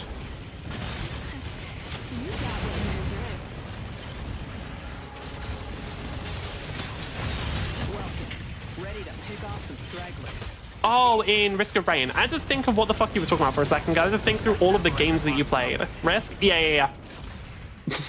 I had to just go through a list of every game that I know you play. That was Dead by Daylight for a second. But no, I forgot because I just basically only play Railgunner in that. Who coincidentally also has big gun that does a ton of damage. It's very, very pog. And the only difference is Barbarossa is not a squishy glass cannon. Barbarossa is the most concrete cannon, like the most solid cannon you've ever seen, sort of deal. Okay, good. I don't like standing on the point, but sometimes it is a necessary evil. Preferably if my teammates also stand on the point. I'm just going to use this to make sure we can actually see people. Team, just stand on the point for a second. Good job. Stego, get into your turret form or I will fucking kill you. Stego, get into your turret form and probably stay in your turret form or I will fucking kill you. Actually, I'll kill you anyway. More accurately, Welcome will do it because it's kind of awkward for me to maneuver in this area. What if I just stand on this for a while? How many of the enemies are alive? Decent chunk of them. I'm just going to stand on this until someone punishes me for it. 3 void items and special item clones me, so fair. Holy, wow, that's a lot of damage, actually. Sonus just fully shreds through the armor with that. Nice. Cash and move. A cash move. Hey, Sereneth, as soon as we're outside, you're fucked. I'm gonna be so real with you, kind of resent you for hitting me with that one. As soon as we're outside, like, it's on-site, motherfucker. It's a little bit on-site. Oh, you're going outside? Don't do that. Pro tip against Falcon, stay in areas that limits their mobility as much as possible, otherwise you will not win. Falcon's biggest advantage is their mobility. If they don't have that, they will guarantee to lose with not really anything you can do about it. I don't like the fact that Serenif just isn't targetable all the time. Attack the marked target. Yeah, I'm trying to, bro. Wait, no, it's Stego? No, it's Serenif. There we go. Like, come on, guys. There's like a person who's 1 HP. Just kill him. All right, Sky Raider. Yeah, let me put some pressure on you, dude. You seem to be burning through energy a lot. Let's see how long you can survive.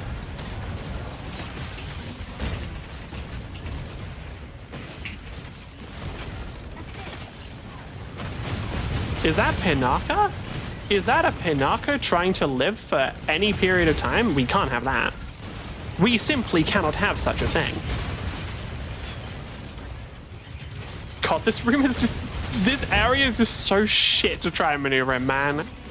Because, like, anytime you try and do, like, any of your fucking loops, you just immediately are thrown out of the area and have to, like, sort of crawl back in. It's so bad. Oh, goodness. Yeah, like, here, I'm just gonna break out through the ceiling. Go down.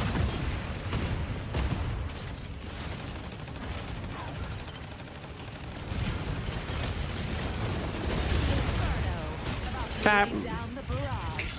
So I got distracted because I was thinking about a film I watched. I watched K-pop Demon Hunters today.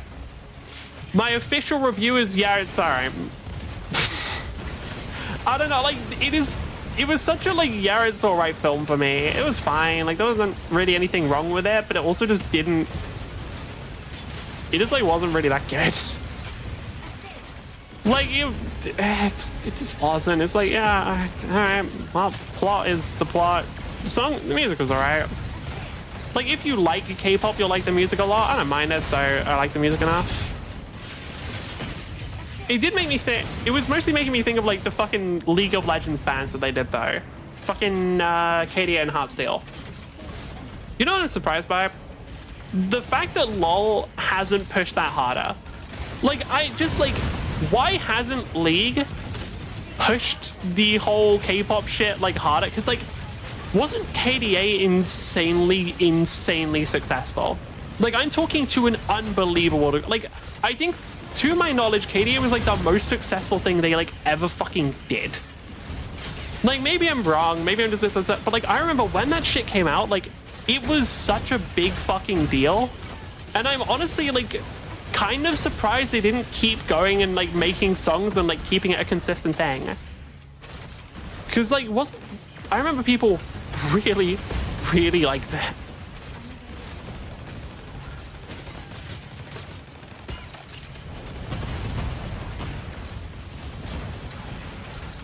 Yeah, I'm just gonna keep pushing Serenith away. Oh yeah, hide behind the Stego. Yeah, I'm sure that'll work. Yeah, hide behind the person who I'll just hit and then you'll still take the damage, motherfucker. Like, what are you doing? Sometimes the radar doesn't activate and it's annoying. It's not the movement I wanted to do. I think they die anyway, which is good. Okay. Stego, I'm not letting you stand on our payload. Stego, absolutely fucking not. You're not standing there.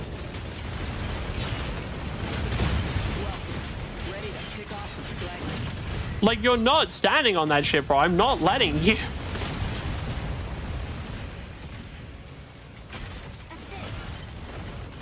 Although, I will say, I am surprised we managed to get a full game of payload escort without Tricera at all. Like, either team. I think people are just getting bored of playing Tricera.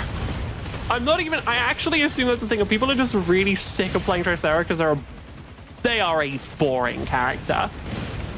They are a dull fucking experience because the experience is you sit down, you like hold left click. Like obviously some people are gonna like that, but even the people who do, I feel like that is gonna have to wear off after a period of time. Like that does not stay fun forever, no matter how much you find it funny.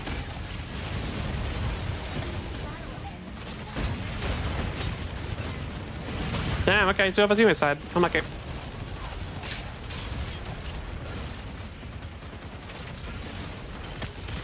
Hop cargo? Well, can literally everyone is next to it. What is your, like, duh. Like, I don't know. That's like, when people are like, guys, why aren't we helping the payload? The whole team is next to it, my guy. Like, who are you talking to here?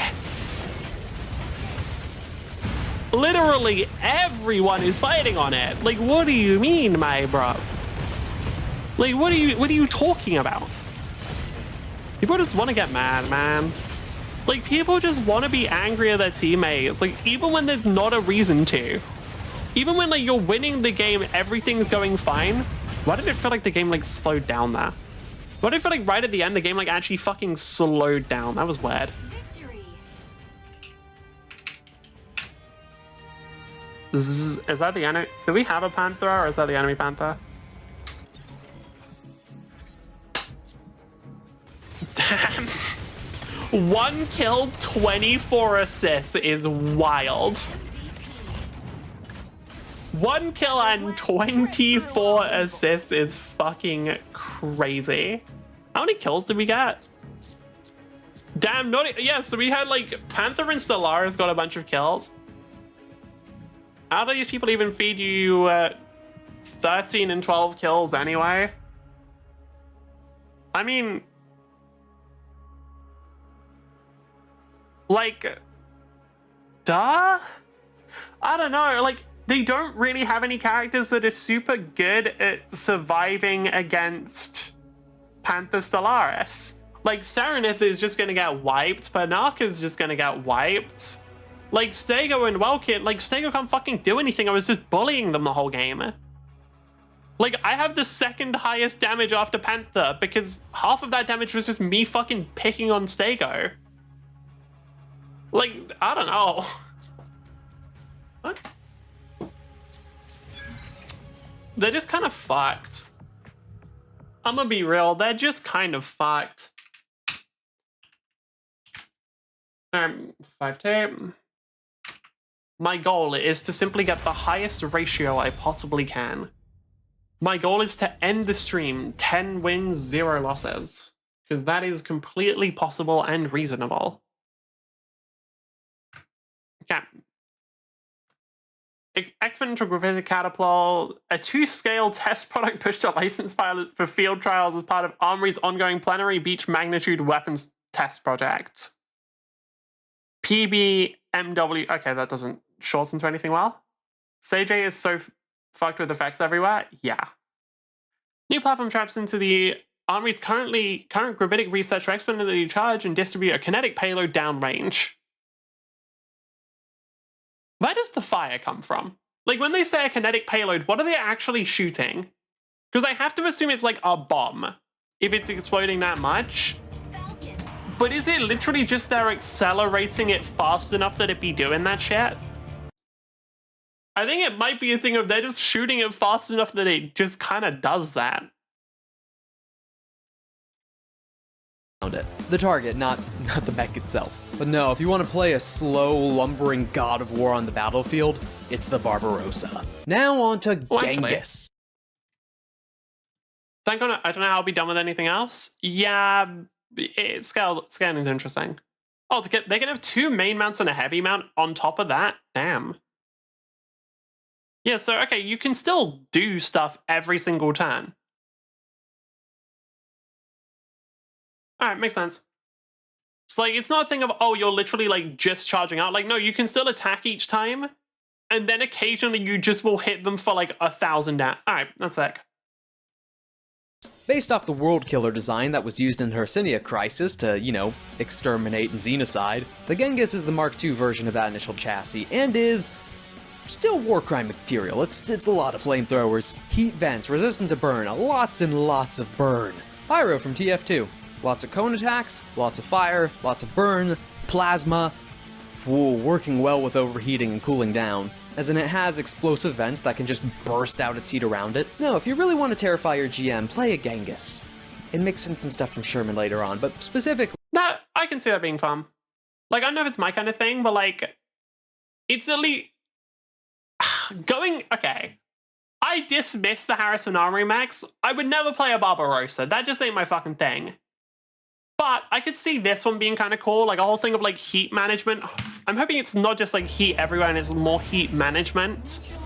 Like you try and like overheat as much as possible, then you can vent as much heat straight into the enemy sort of deal, because that could be fun. If it's just like constantly spamming out fire, that's a bit less interesting in my opinion. Like I think what this game has truly taught me is that resource management for mechs is actually fun. Like, part of the reason why this game is fun, like, yeah, it's very fast-paced, yeah, it's got a bunch of other bullshit. It's really heavy on the resource management, and that's enjoyable. Like, the fact that combat is also, like, heavily about managing your resources, making sure you have enough energy, making sure you're doing stuff properly, it's cool. Rather than it just being, like, what I think Gundam Evolve was, where it was literally just Overwatch, which was stupid, by the way. Okay, team does not want me to go 0-10 is what I'm getting here. That's fine. Team does not want me to go on a win streak, and you know what? It is what it is.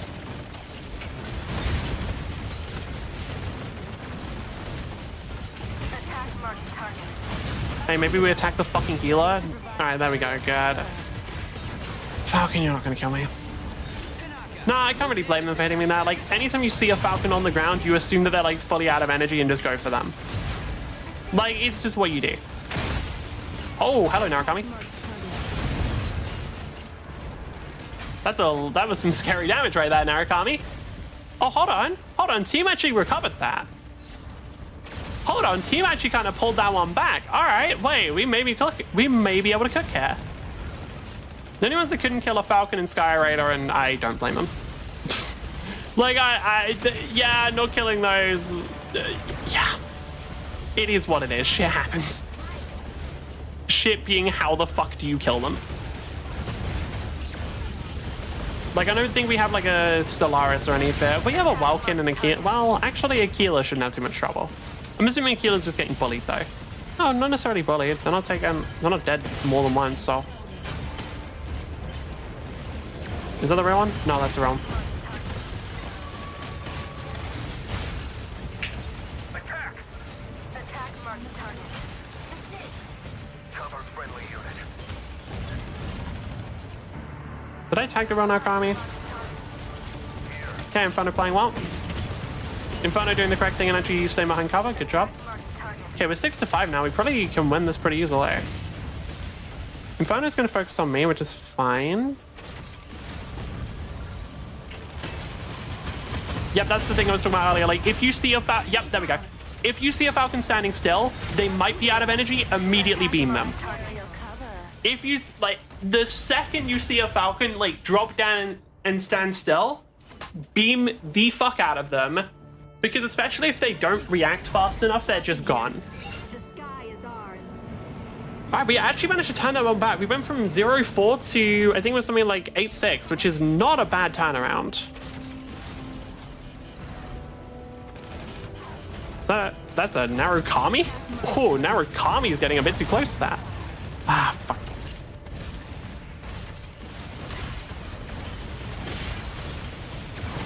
Attack marked target.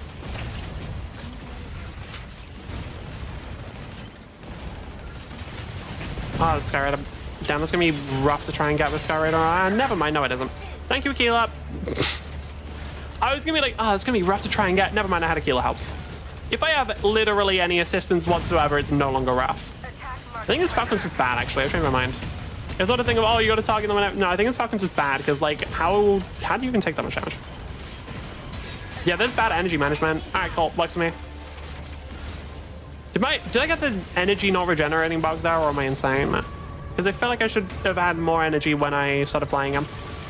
Sky Raider as well? Did you also fuck up your energy management? Guys, that's like the whole thing. Flying makes you gotta manage your energy well or you're gonna die. Like, that's the whole thing, bro. Real Narukami. Anytime I see the real one, fucking kill it, lads.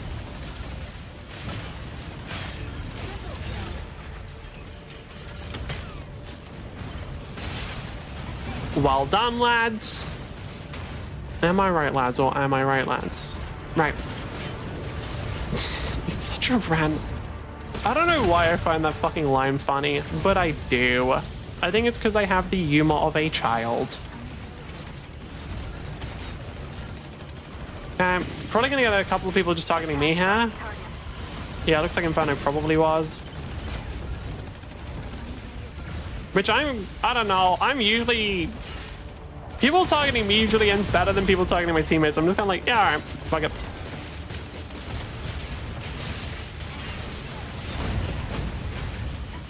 Nice. Can I bait anyone? I was hoping I could sort of bait the Falcon into coming a lot closer.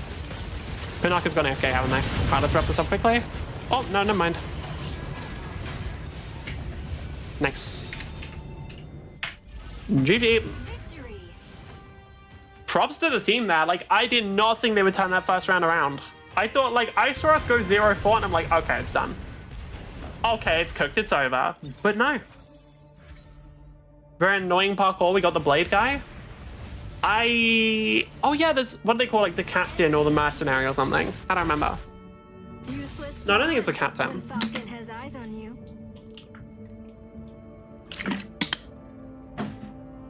Damn, 11-0, 509. Not bad. Mercenary? Oh, yeah.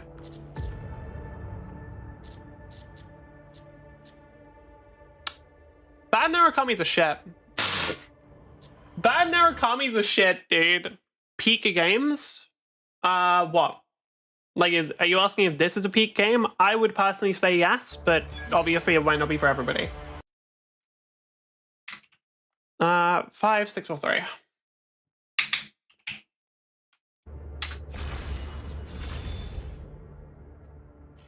Let's go again.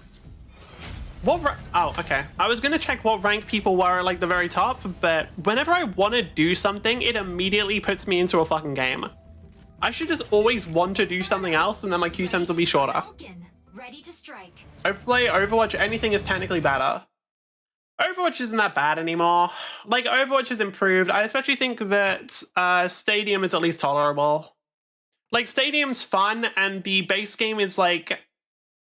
I think they made it competitive rather than making it fun, because, I don't know, it just felt kind of stale and bland to me. It's because how burn operates in Lancer. You Why see, do people burn give me has a separate brain damage damage? type attached to it, which, when applied, it burns. It continues the damage to the next turn. However, burn stacks. Yep. So congrats on your initial flamethrower. You did this much. Only play quick match and ranked, play Stadium, it's fun. That's genuinely my opinion on Overwatch. Like, if you want to have fun, play Stadium, because it's just like an enjoyable game mode where you don't have to take it too seriously, and you can just occasionally get like, you get the extra enjoyment of just like crafting builds and stuff. I actually dislike Stadium? Damn. I don't know, one thing I found funny is apparently Ashe is considered really bad in Stadium, but then like, I just use the fucking burn build, Bob kills like fucking 3 people per ult, and it's like, bro, how is Ashe bad? Bro, like, I'm borderline fucking AFK half the game and I'm still killing everybody. You're telling me this character's bad? This one, Ashe. We talking same character? Like, what the fuck do you mean? Bro, if you ever let that build go late game enough, they're just gone. Burn, they didn't pass the save. Next turn, do that much. Now it's doing that again. And it just... Correct, see here? Like, no, correct as in Ashe is bad, or correct as in you don't like Stadium? Like, what part don't you like about it? Do you just don't... Is it just like the fact that it's not quite as competitive? Because I got that. I don't know, like with Stadium, I just didn't take it that seriously, and then it was like, alright, this is fun. Kind of do the same with Mech. I don't know, like... I don't know if I really take Mecha Break that seriously. I did actually post on there's like an EU Discord. I did post a thing of like, yo, if there are any teams that are looking at, yo, I'm a Falcon player. If a team wants that, fucking message me. I think someone someone messaged and I responded to them. I don't think they responded back again. So who knows? Maybe I'll eventually compete in a tournament, because that could be fun. Okay, what? Okay, wow. Right. I'm not gonna lie to you. This is a rough match. Aquila, Skyraid, and Narukami are all not great for me. Falcon is kind of whatever. Luminate is not great for me, and Welkin is kind of whatever. That is a lot of people who are very, very good at killing me. This could be slightly difficult, I'm not going to lie. The only thing is, it'll be difficult for me, but there's no guarantee that we lose. Because while they're good at killing me, I don't know if they're good at getting the objective, like, ever. Well, if my whole team's dead, they'll get the objective, is the problem. Okay, got one. Now I just have to play... I'm gonna have to play out of my fucking mind just to live for more than, like, 1 kill here. Okay. Okay, dude. Okay, dude. Like, what the fuck? Catchback up per player, because only team points have a catch-up mechanic. I don't know. I feel like if you just... Like, from what I've had at least... Well, one, I have a build that's just very good for farming money, but two, if you just, like, pop off for a round, and you don't necessarily need a ton of items to do that, you can catch up, I feel. I'm gonna be real, though. That was, like, like, I got 1 person, and then 4 people were chasing me, and I don't know what to do that. I'm gonna be real honest with you, I don't know what I should be doing that. That just seems like a situation where I'm going to fucking die because, well, I did. Well, I kind of did. Like, there's a thing called too many fuckers trying to kill me. And we hit that number just then. We did in fact hit the too many fuckers number. We're still hitting the too many fuckers number. This is a brutal fucking match, actually. To be fair, I play Ana. Oh, Ana's shit. I was really disappointed when I looked, because like my dorm wanted to play Ana, and I was like trying to look for a build they could run. It was kind of dog shit. Like, Ana just didn't have anything really that enjoyable.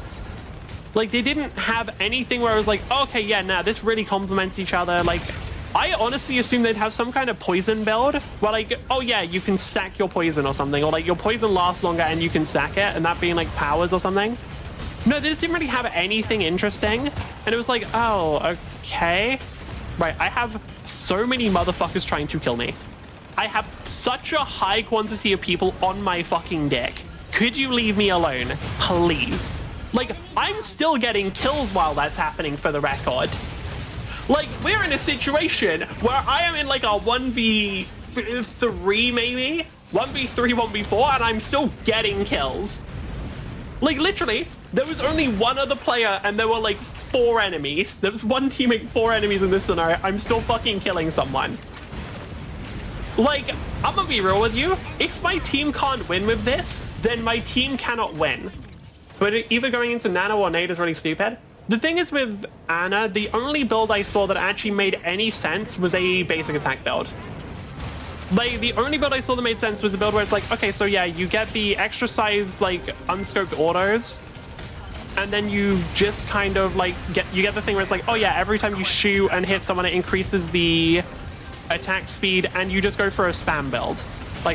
And, like, that's okay. But I don't know, like, Anna feels like one of those characters where I'm surprised there wasn't a poison build. Like, that's what I'm shocked by. Like, there wasn't like an AP-based build where it's like, oh yeah, so your poison damage that you do with your weapon is actually counted as AP, or like, no. Getting a power where it's like, okay, so now the poison from your weapon does like a bit of base damage, and then it does poison damage that's affected by AP. That would have been a build that to me would have made sense and would have helped the character. But like, they just didn't have anything good on her. The fact that, by the way, Akila's Claw should let you regenerate energy while you're in it. You're literally standing still. Can I play? Can you play? Shit, bro. Like, this is just fucking brutal. Like, man, that was like a lot of people going for me. Okay, so Falcon, Akila. Was it just those two? Falcon and Akila then. Sky Raider. I saw a Sky Raider beam coming out there. Falcon, Akila, Sky Raider, Narukami. My fucking god. Okay. Like, shit, bruv. What the fuck did I do to... Did I kill one of their family? Are these guys like are these guys multiple people and I killed their family? Like, are they the remains of a family that I murdered in 2009 with my Toyota Corolla? Like, what the fuck happened? I need an explanation here. I think Toyota Corolla is a car. I do not know anything about cars. Toyota Corolla sounds like a car name, so I just said it. I'm pretty sure it is. Yeah, nah, it is. Why do I feel... Is there a fucking bug on my finger? I swear to... No, there's literally no way a bug would be on my finger because I'm moving it too much. Holy shit, the missile from downtown. I am surprised I killed. Alright, let's go. Who's around? Narukami. If I can just get like one good time to shoot at Narukami. That's the real one.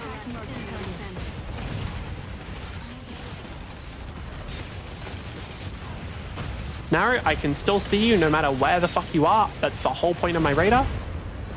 Oh my god, they are hard to kill there. I may be able to kill them, that doesn't mean... Or I may be able to see them, that doesn't guarantee I'm able to kill them. Especially when I'm pretty sure the others are gonna be only ass in a sec. 2 flyers plus 2 snipers is so annoying. You are telling me those 2 flyers and 2 snipers have like are just not big fans of mine. They are not fans of Kitsunada content, clearly. Like, goddamn. Like, I get it. Like, sometimes I'm annoying. I don't think I was that fucking annoying. Like, holy shit. Like, I can cause people to dislike me due to being a toxic arsehole, but like, it's really coming back to bite me here. Ford Corvette sounds like a name of probably a car. I assume. I don't know. This is not what I would consider my area of expertise. Genuinely, give it a few months. Like, give it a few months of me, like, starting to watch more mech shows and stuff. I will probably be able to talk about, like, answer the names of more mechs than I can actual real-world cars. Like, I'll be able to give more details on the fucking mechs in the game than I can actual cars. This is not a joke. It probably will happen. Because I'm probably... fuck. To be honest, I already can with fucking Lancer. If we're counting Lancer mechs as well, I already can. Well, Lancer and Mecha Break, if we combine it, if we're doing Lancer and Mecha Break, I can definitely get more info. Yeah, I was just trying to get to the crystals there, but couldn't do much.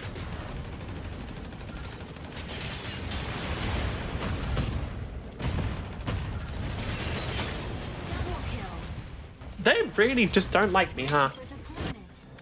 They really just do not like me, huh? God damn.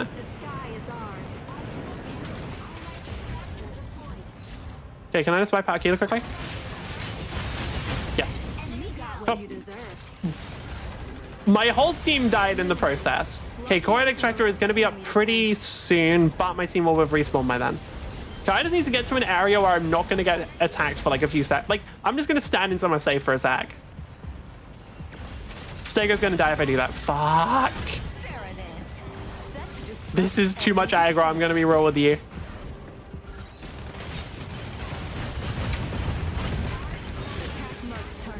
Fuck, actually, yeah, going for Welcome here makes sense.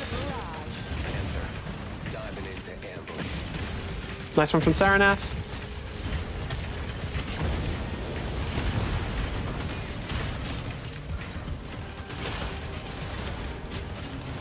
Am I dead here? Maybe no.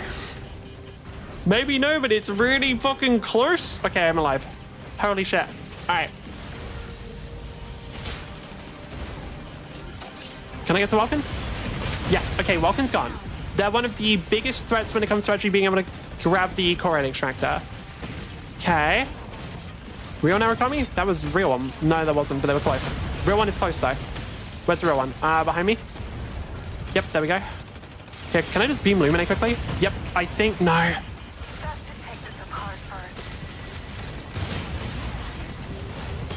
Wait, can Stego get it? No, Stego wasn't able to.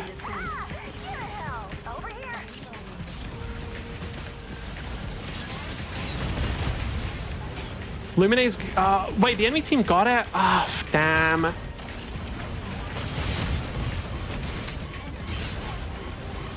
God, it's so hard to actually kill a Luminate. Like, it's... It didn't transform. Damn.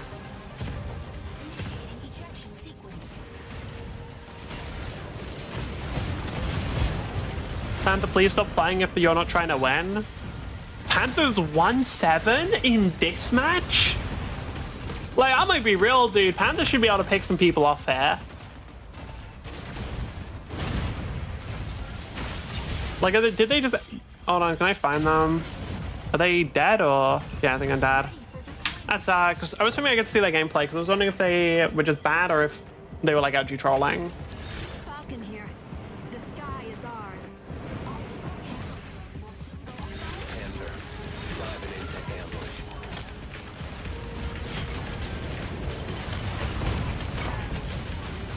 Right, I'll just... This might actually... Weirdly enough, this might actually be doable. I'm just going to try and hold off, like, the entire team on my end. If our team can get the other one, we just need to grab this one. Do we have a Welcome? Welcome's probably on the other one, isn't he? We have a Welcome, right? We don't have a Welcome.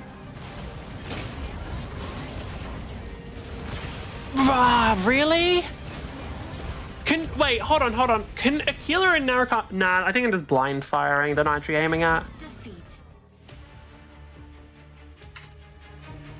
I am trying to... Why didn't you stop Naru? They're just shit, man. They're just shit. It is what it is. Yeah, me getting SVP is not surprising. Useless to run when Falcon has eyes on you. Unfortunately, that was just a... Naru, he was my least problem. Yeah, that's because they were going for me. You were bad. In fact, a lot of my team did not do very good there. It is unfortunately what it is. Like, Saranif did that best, but like, fuck. Yeah, that's rough. Was on enemy team this time? Nice. God, now that was a rough match.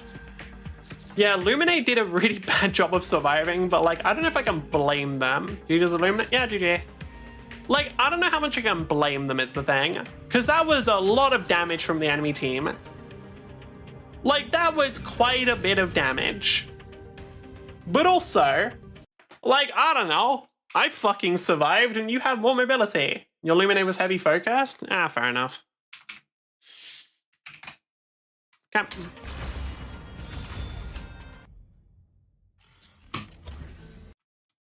Yeah, like, that match was fun, but my team, I don't think they can play that sort of thing. Like, I don't think they could adjust fast enough. I think they expected a more normal game. Up until they are nothing but molten metal and echoing screams. The Genghis. Iskandar, I don't know how to pronounce it. Oh no, not you again. Runs into a lot of the paracausal text side of Harry. The Panther and you were trying, but it was enough to keep me down. Was the Panther trying? I didn't see them. I'm gonna be real, I didn't really see our Panther all game. Harrison Armory, and namely the fact that it manipulates gravity a bit. Sensors here and there, throwing things around, kind of like Black Witch. However, it does this a lot through area of effect and mines, because the other half of this is explosives. Do you want to throw grenades farther? Do you want to be that you throw even more grenades? It's to blow things up. It's to set explosives, grenades. Another escort map. We're getting a lot of escort maps today. We just kept failing and dying. Oh, okay. Makes sense. Spam explosives. Keep going. Napoleon! Yep, it's even called that in reference in the book. It's namely due to its stature. Another basically power armor one and a paracausal mix. The name of the game for the Napoleon is Defense. While other mechs might use plasma, energy shielding, bits of hard light prototype tech, Napoleon here just messes with blink. Not teleporting around to defend itself or just teleport to the battlefield like some other mechs we know. Okay. No. It's just making a slight rip or barrier out of blink space. I can only imagine. Are they doing fucking like the Jujutsu Kaisen Gojo bullshit? Is that what we're talking here? Do they have a layer of infinity of blink in between them or some shit? Is that what we're doing? Imagine it like scientists going over here and saying, huh, we can't shoot that portal. So what if we just put the portal in front of something? Sends itself into blink space to protect itself, sends other things into blink space to get rid of them, and just generally is really hard to kill for its size. But some of my favorite parts of the license aren't just the chassis itself, but are twofold. One's a mod, one's a weapon. You have a mod that has a projectile come out twice at the same time, as in, the moment you fire it, it's in two places. One, the end of your barrel, and two, directly in front of your target. And the weapon itself, sick. called the Displacer, which doesn't just teleport someone or displace them, it kind of does that. But you pick a radius, and a big sphere of that is now gone. As you hurtle it somewhere into blink space. It's not a brief banishment, oh, they're gonna be back. No, no, no. They're just... How does it work? What's the actual mechanics behind it? I'm curious. Iskander. All hostile... They take 3 AP damage. Oh, right, it's one of the fucking licenses, I can't see it. Oh, I can't bother to look at Iskander's license right now. God, Lance is fucking... I don't know, dude. Lance is cool. I want to play it. Probably, I think I'm playing it with... Or at least me and Dorm are just going to try and doing basically like just a battle... What I'm going to call a battleground series. Where we just make a bunch of fucking... Or we just like make characters and fucking fight them. Which honestly, I'm surprised I haven't really seen anybody try and do like battleground series with any TTRPGs before. Like, because it seems like a fun thing to do. Not necessarily as like a thing to do all the time, but just as a thing of like, oh yeah, we're trying out the system, and to try it out, we're going to try out battleground series. Because like it is a pretty good way of basically like stress testing the system itself, rather than like your group's ability to roleplay. Because like pretty much any system. Look on me. Oh, welcome. Pretty much any system can be fun if you just have like people who are good at playing TTRPGs. But like where you really stress the system is in combat and just like the mechanics. So having like a battleground series is just raw mechanics could actually be fun. God, Welkin's so brain dead, man. Welkin truly is a brain dead character. And that's what it is. Falcon here. Like, I don't know, there is something really funny about they just sort of swing, miss, swing, miss, swing, miss. Third one hits because it just has like insane fucking range.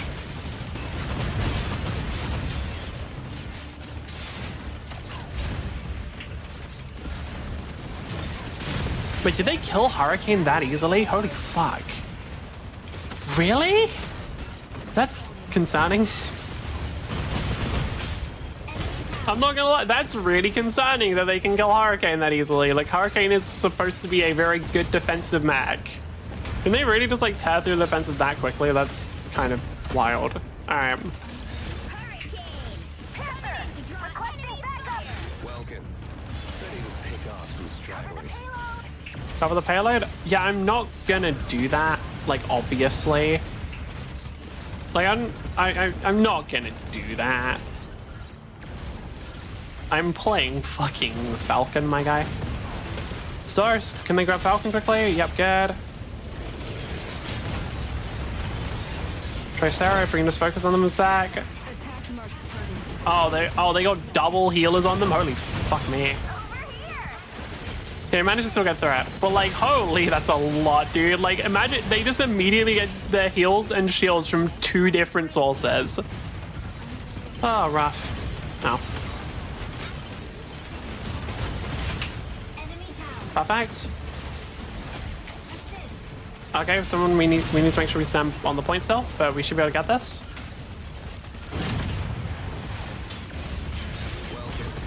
I don't know how high you're allowed to be before you don't count as being on the point anymore. I don't think it's super high. Sorry, Stego, I can sort of counter your bullshit. I love Welkin, dude. I love watching Welkin players when they don't know what else to do. They just start spamming spin because, like, yeah, I'll probably hit him. Yeah, I'll probably hit him. Hey, Welkin, maybe go for the other Welkin. You know, the person who's not going to take 5 years to kill. Like, maybe go for the other person who will not take 5 fucking years to kill and is designed purely with being tanky as fuck. Like, that's their whole design. I know, hot take, crazy opinion.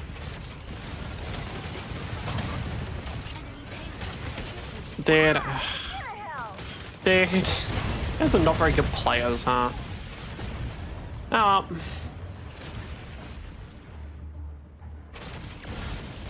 How has Vulcan died 4 times already? Wait, how has Vulcan died 4 times already? What?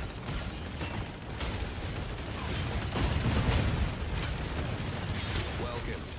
Ready to pick off some stragglers.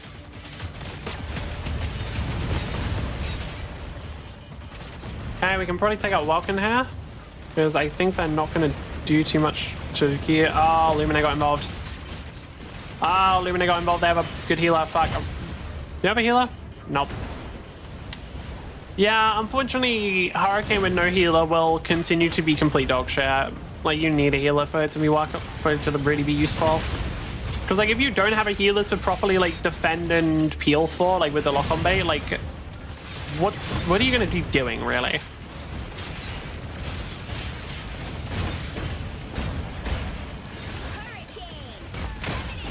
Oh, am I dead here? Nah, I'm fine.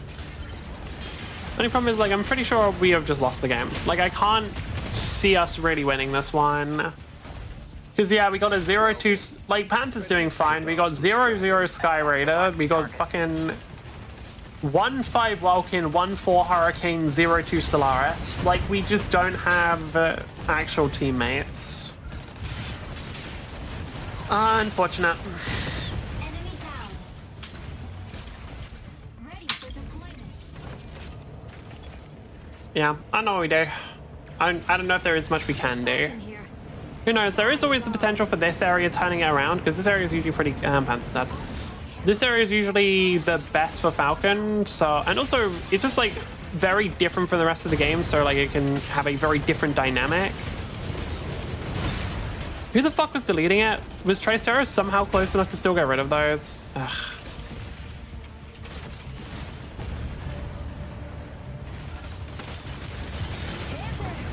Yeah, hello Tricera, you're incredibly fun to play against. I love all my rockets getting deleted whenever they're anywhere remotely in the same location as you. Attack marked target. Please go for the Panaka. Please go for the healer, guys. Guys, go for the healer. Guys, go for the healer. Okay, I'll do it for you. It's fine. Yep. Okay, now there's probably another. I believe there's another healer, unfortunately. But I think are they dead already? Did my team actually go for the other? No. Okay.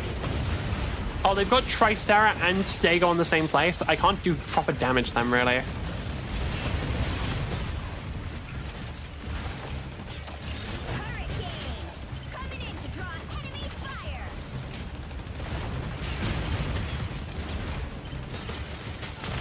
Yeah, there's not really much we can do here.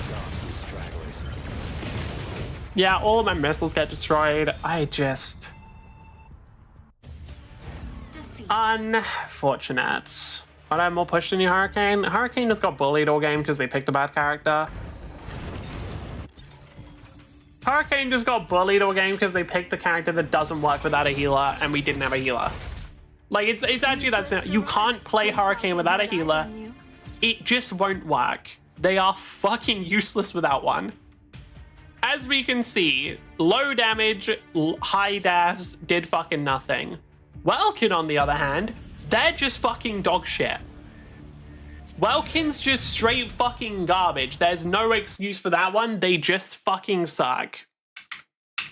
Like, you're playing such a broken character, and you're playing them so unbelievably fucking bad. Right. Go in.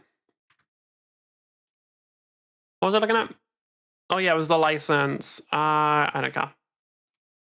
Gone! And an eerie silence as well. There's not a rip or tear. I mean, this thing's basically a D-gun from the Eldar, which just rips a hole into the warp, but instead of any noise from that, this one is just a...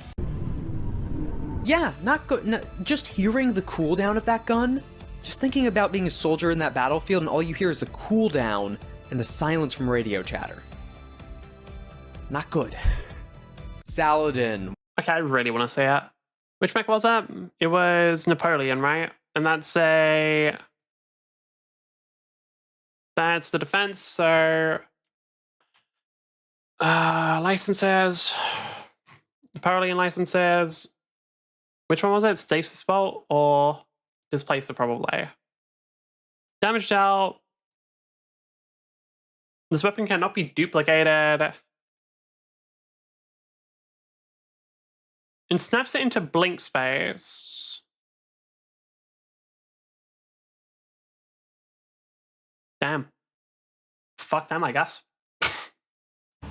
I'm not going to read through all of it right now. I'm assuming there's some ways that you can save against it and not just get instantly fucking taken out of the fight, but like, damn.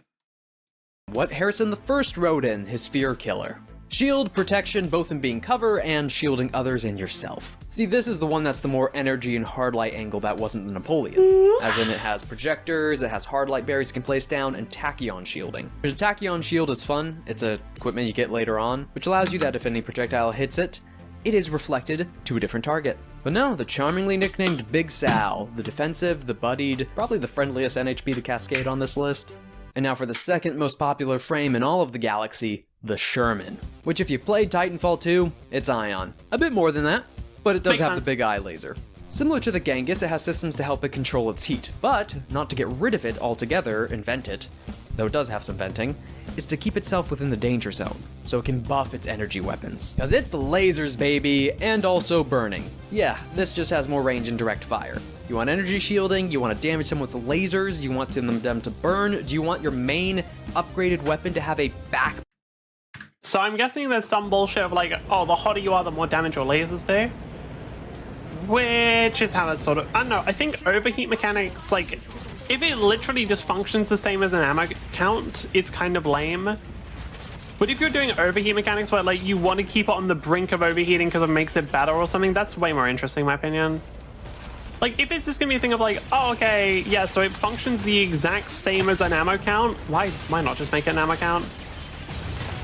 Why not just give it a fucking battery? Why does it have an overheat function? Like, I feel like overheat should be different from the way it works with like ammo. I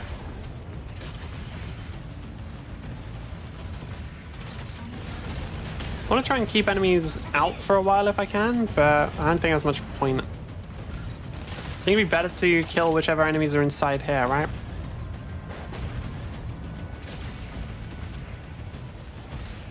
There aren't any enemies in height. Never mind.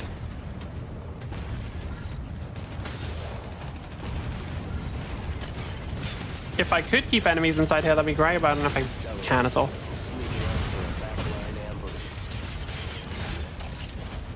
Come on, come on. There we go. Nice. Freak up. Then someone was chasing me, but I'm playing Falcon. You are not. Oh, well, maybe you'll catch me if I, you know, dash straight into you. I'll admit, maybe if I dash direct... sometimes I just don't de-transform. Like, sometimes the two just doesn't work, and it's very annoying.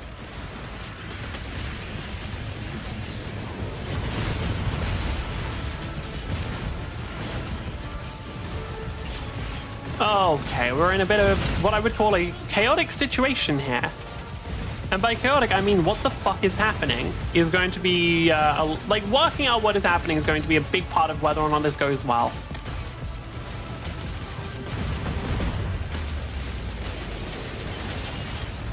Stego could not work out what the fuck was happening anywhere near fast enough.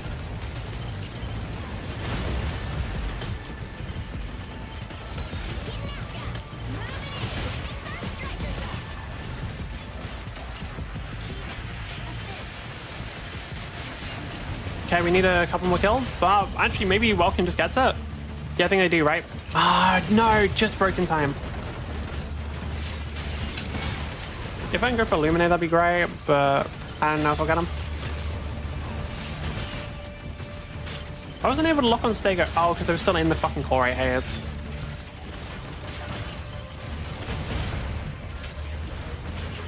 I don't know, it does... The Falcon's interactions with the core haze, like the way it works, does feel very odd, because it's think of like, yeah, so your one does counter it, but also if you're actually like your one will counter it if you're outside, but if you go inside, you then don't counter it. It's very odd. Look, at this point we just give the enemy that thing. Like, we literally don't have a choice. Like, they're down a person right now. We have to kill them. The only problem is my team are not fucking killing them. Like, holy shit, they're not doing damage.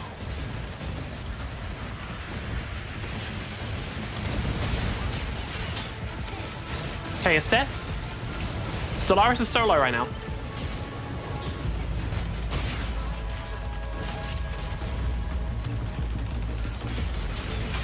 There we go. Okay, so now if our Pinaka can just get to the point without any issues, we're all good. Why are you fucking kidding me? You literally just had to fucking live. Oh my god, why the fucking dumbass, bro? Like, can you fuckers get slightly better and not instantly dying? Come on, man. Like, y'all have to do this battle. Like, you can't grab the key and then just immediately die. It happens too much. Wait, Corian Storm already? Oh, sorry, Solar Storm. It's a fucking Corian Storm. It's the same bullshit that no one likes. Why is it happening already? It normally happens way later. Just go Welkin, just go Welkin, literally just go Welkin. Please, for the love of God, can you guys learn how to kill someone? Okay.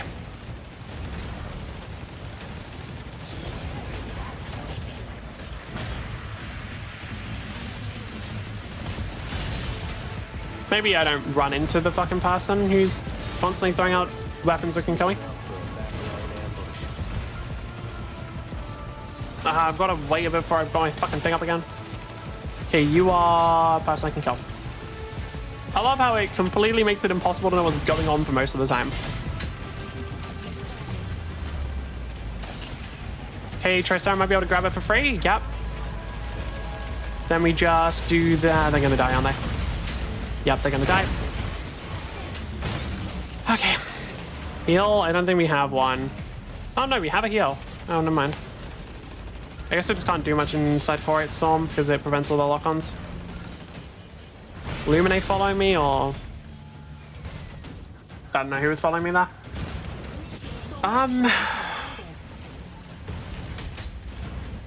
These guys fucking suck. They're not fucking killing anyone. Like, shit, dude, there were, like, some times where, like, we just get 1 or 2 kills and we're fine. These fuckers aren't killing anyone. Like, you have to play, like, kill people. Fuck me. Falcon here. Like, shit, you can't just not get any kills the whole game. It doesn't work. Like, you have to actually fucking do something.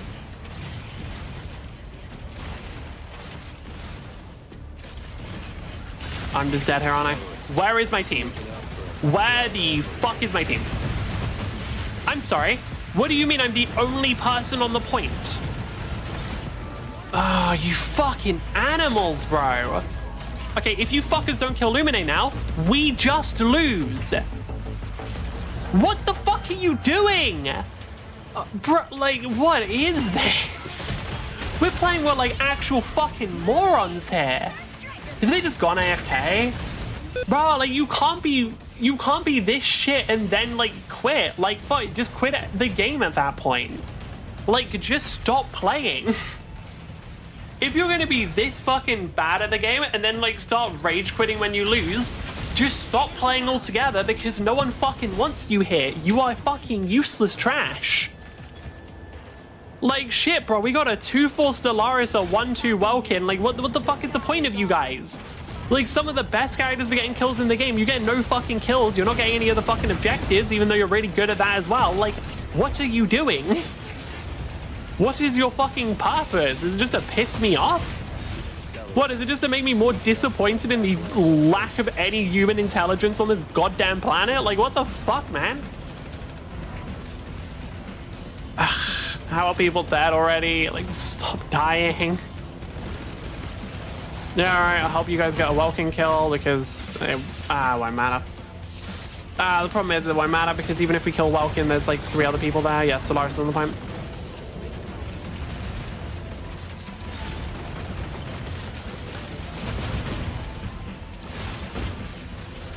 Okay, I mean, I can go for Stellaris quickly.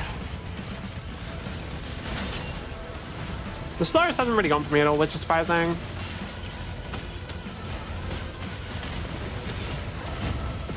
Just try Sarah need line of sight to block my shit. Actually, don't know if they do. Guys, Stellaris, guys, Stellaris, guys, Stellaris.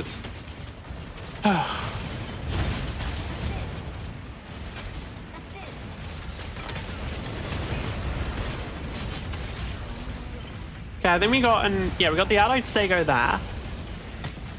If Stego can just kill Tricera, that'll be wonderful. Oh no, the fact that Stego has more kills than a Welkin is just like disappointing. Like at that point, it's just like what's going on here, man? Like Stego's getting more than a Welkin, for real. Goodness. Right.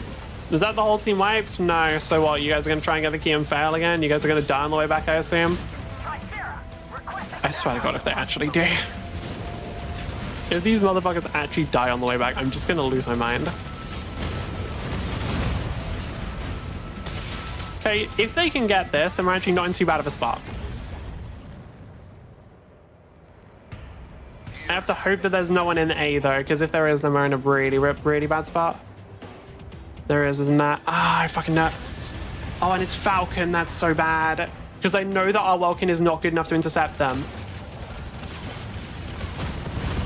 I know that, like, our team is... Like, Welkin can deal with a Falcon. I know that they won't. Holy shit, they did. Holy shit, they did. My bad. Okay. I was wrong. Very glad to be wrong.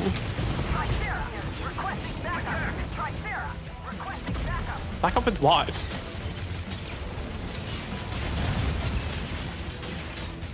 Hello, Stellaris. Really? That was enough to kill? Damn. You know what? Welkin has all of a sudden learned how to play the game. I think the most likely option is they turned on a fucking cheat engine because you don't naturally go from 1-2 to 5-2, but I'll take it. If they need the cheat engine to function at a basic level, then you know what? Accessibility needs, I suppose. Ah, fucking I man, like that. I'm just surprised we're actually doing anything. Now let's go. Falcon here. The sky is Tricera gonna die. Yep.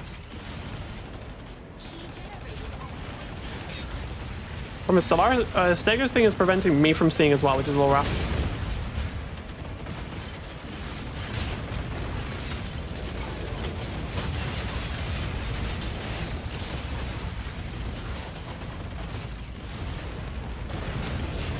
I don't know, it's so funny to me how many games just have like a spin to win character.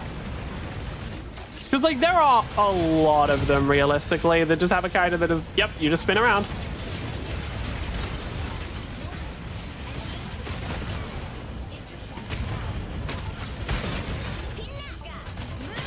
Can't do anything. Unfortunate. Is that a... Dude, Stego, I'm taking key embers and you come on top of me. Did they? Damn.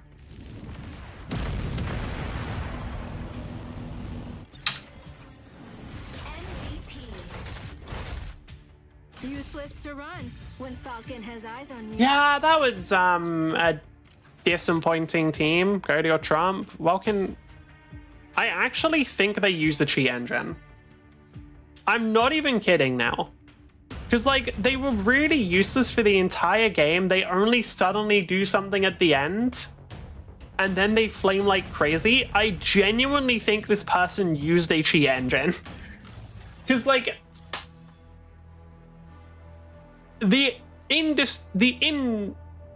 Indefatigable isn't the right word. The undefiable. The undefiable rule of the shit players are always the one that shit talk. Like, I genuinely think they probably use some sort of cheats because otherwise, like, they wouldn't be such a piece of shit. Because, like, they were so useless for, like, all of the game up until right at the end, and then all of a sudden they start playing. I just don't really believe it. I fully think it's more likely that they use cheats than anything else, because, like, they were really bad. Oh well. Blast of plasma venting, and not just in theme and like styling and description of its text. No. If you are in the danger zone, the back blast has a cone attack from behind you. And even just from the styling and description and this picture, it's the Sherman. Who doesn't like big laser? The Tokugawa, which, I mean, that's a four-armed mech wielding plasma blades, okay. Its stats, while able to kind of lean into melee a bit, are more about just leaning into energy and danger zone. So danger zone is having your chassis at above or at half of what your heat cap is for the mech. Some of their systems and weapons can benefit from being in the danger zone. The Tokugawa lives in the danger zone. So if you like to live fast and die an explosive reactor death, the Tokugawa is for you. But honestly, it's all about buffing energy weapons within the overcharged danger zone. Harrison gave you this heat cap, abuse it. But those are our chassis. Hola. But that's Harrison Armory, and sadly, couldn't talk about everything I wanted to. Similar to the Onyx Ascent. I've got to check what that was. Oh, also, apparently there's I'm assuming fairly recently released a new Horus mech, because I saw like a fucking YouTube short about it, but it's not even on the fucking wiki yet. So I'm assuming it is very recently released. What was that last one? It was Sunzi. There's also Gilgamesh. Damn, they didn't call it Gilgamech. What does this do? Teleported free spaces are always valid end destinations. Oh, interesting. So they're like a god allies by teleporting them? Yeah, they're like all about teleportation, I guess. Blink anchor. You carry a single blink anchor that you can deploy. Teleports, you may force them to... Oh yeah, it's like teleports and manipulating other people's teleports. Got it. That's cool. Then I think it was one more. Okay, we're in again. I don't know what Gilgamesh does. Probably some wild... Probably just damage. I don't know. Probably just fucking damage, I'd assume. Damage and like... Well, I'm gonna predict it just off of the name. Damage and like... knocking people down. Like damage and CC. I haven't seen too many CC mechs, and Harrison Armory seems like the kind of mechs that would do that sort of thing.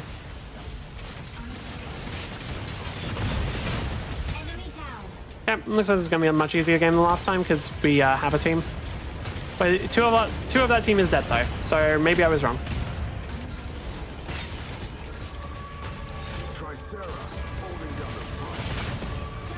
Okay, equaled out. How did Solaris die so early?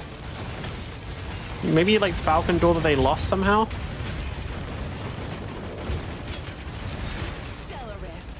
Sneaking up for a backline ambush.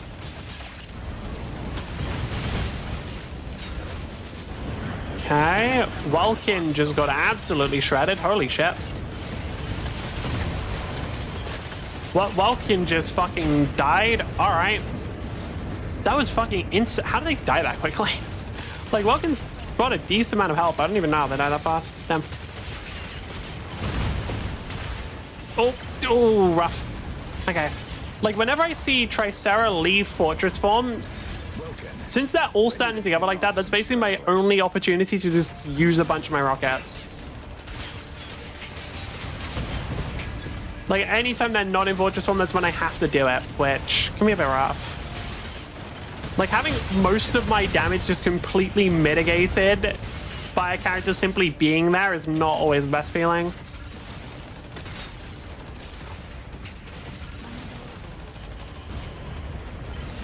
Fucking trying to dogfight with Skyraider? Lad.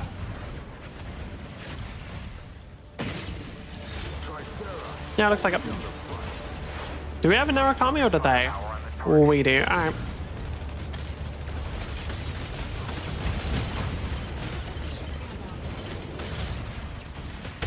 Yeah, might be able to get him. Just fly straight into them to maximize my damage output.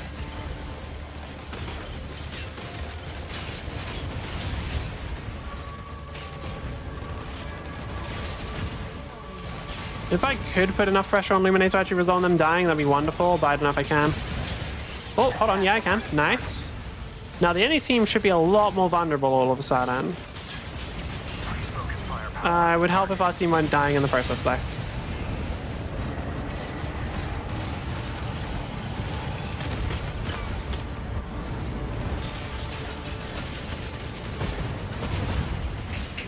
Sometimes it just doesn't activate, bro. Like, sometimes the scanner just doesn't go off. It still didn't go off. I expect that button as well. Damn. Yeah, sometimes the scanner just doesn't go off and it's kind of annoying. Oh, rough. Rough amounts of damage. Do you have a healer? Don't think it matters, yeah.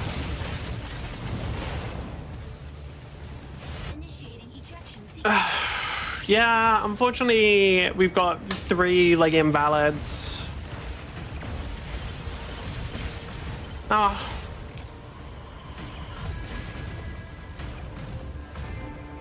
Yeah, there's not really much I can do to live there, unfortunately. Like, it was just too low health. Yeah, we lose that round. Yeah, we got 3 people who couldn't get any kills and died the most. I died once. These guys died more than me and didn't do anything all game. Like, Solaris only did 44,000 damage. Okay.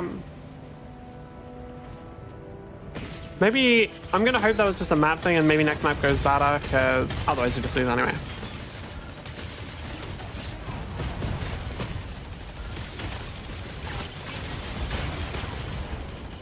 Wonder why they're like trying to go for me. If I was them, I wouldn't really bother.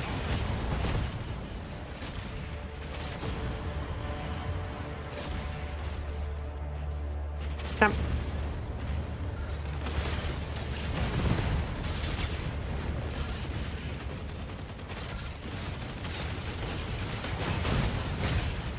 I mean, fuck, this is kind of just boring. Like, the problem with like tank meta isn't. Oh. Like, back up. Yep, okay. No? No, I am. Okay. The problem with tank metas in literally every game is they're just really fucking boring, man. Like, whenever the strong characters are just, yeah, whenever this team comp is, yeah, literally just a bunch of tanks and a healer, like, it's fucking boring. Not a whole lot happens, not a whole lot is interesting, and it's just kind of, yep, alright. I guess we're just spending way more time here than necessary. You guys, please kill Sega. I'm begging you. Motherfuckers. Dude, you guys have to get kills. You guys... seriously? Seriously, no one? None of you? Alright, I'm not even really that surprised. You guys are not good at this game. Like, there were people around, dude. Like, nothing there? Stego's just, yeah, Stego's fully healed now because they have a healer. Like, fuck, if you guys are gonna be this bad at whatever mechs you want to play, just play a fucking healer. Moving in to provide cover. Like, bro, I don't want to fucking 0-5 Tricera. Just play Luminate, play Panaka. Like, come on. Like, I'm all for letting people play what they play, but like, you gotta at least be able to actually play it.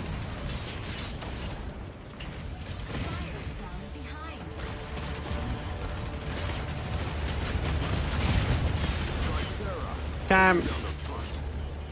I can reveal Stego. I don't think I'll do much though.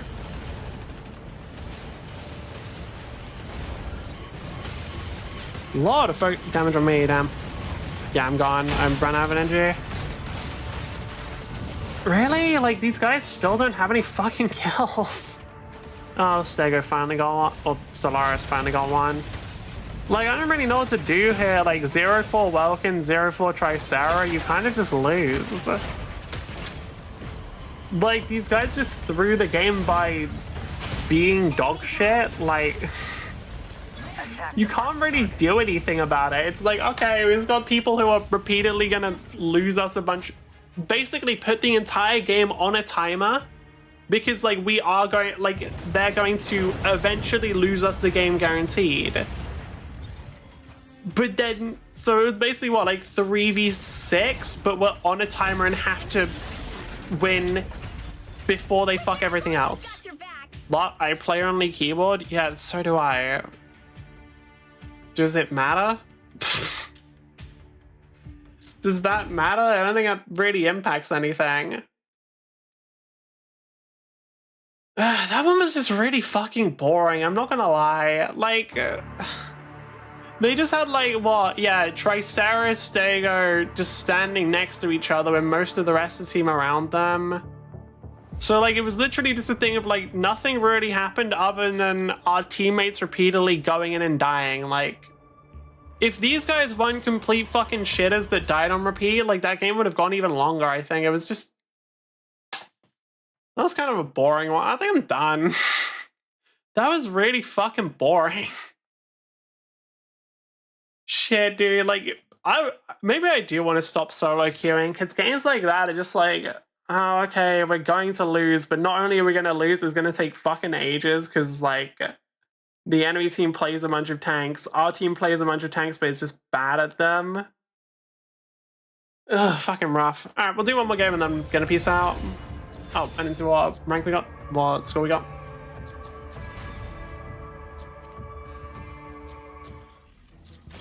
Unlucky. I'm gonna be real with you. Just... Oh, 35. I'm gonna be real with you though, please just play a healer next time, rather than being completely dependent on one. It would have been better overall if you had just not sucked ass. Okay. I'm curious what Gilgamesh does. Reduce armor reliance. All limited systems and weapon. As a loadout die, 1d6. You may reset it to a 6 to reroll one attack. Oh, cool. Modular construction frame that allows the pilot to easily perform infield repairs. Oh, it's like a healing one? That's kind of cool. Right, Lance of Factions, State of the Galaxy. We're done talking about the mechs for a bit. We're going to go back to... Oh, I didn't queue up. We're done talking about the mechs for a bit. We're going to go and talk about the lore again. Welcome to Lancer, the mech tabletop RPG that takes place in the future of the Orion Arm. Decent far future. Because while the date itself says just in the 5000s, it's not starting from 2000. It's quite a bit of a dark age in between, starting up the calendar again. It's been a lot longer than just that initial date. But amongst the Orion Arm are the galactic powers, some of the megacorps, some of the hegemony, and some of just feudal knights and crazy crusaders.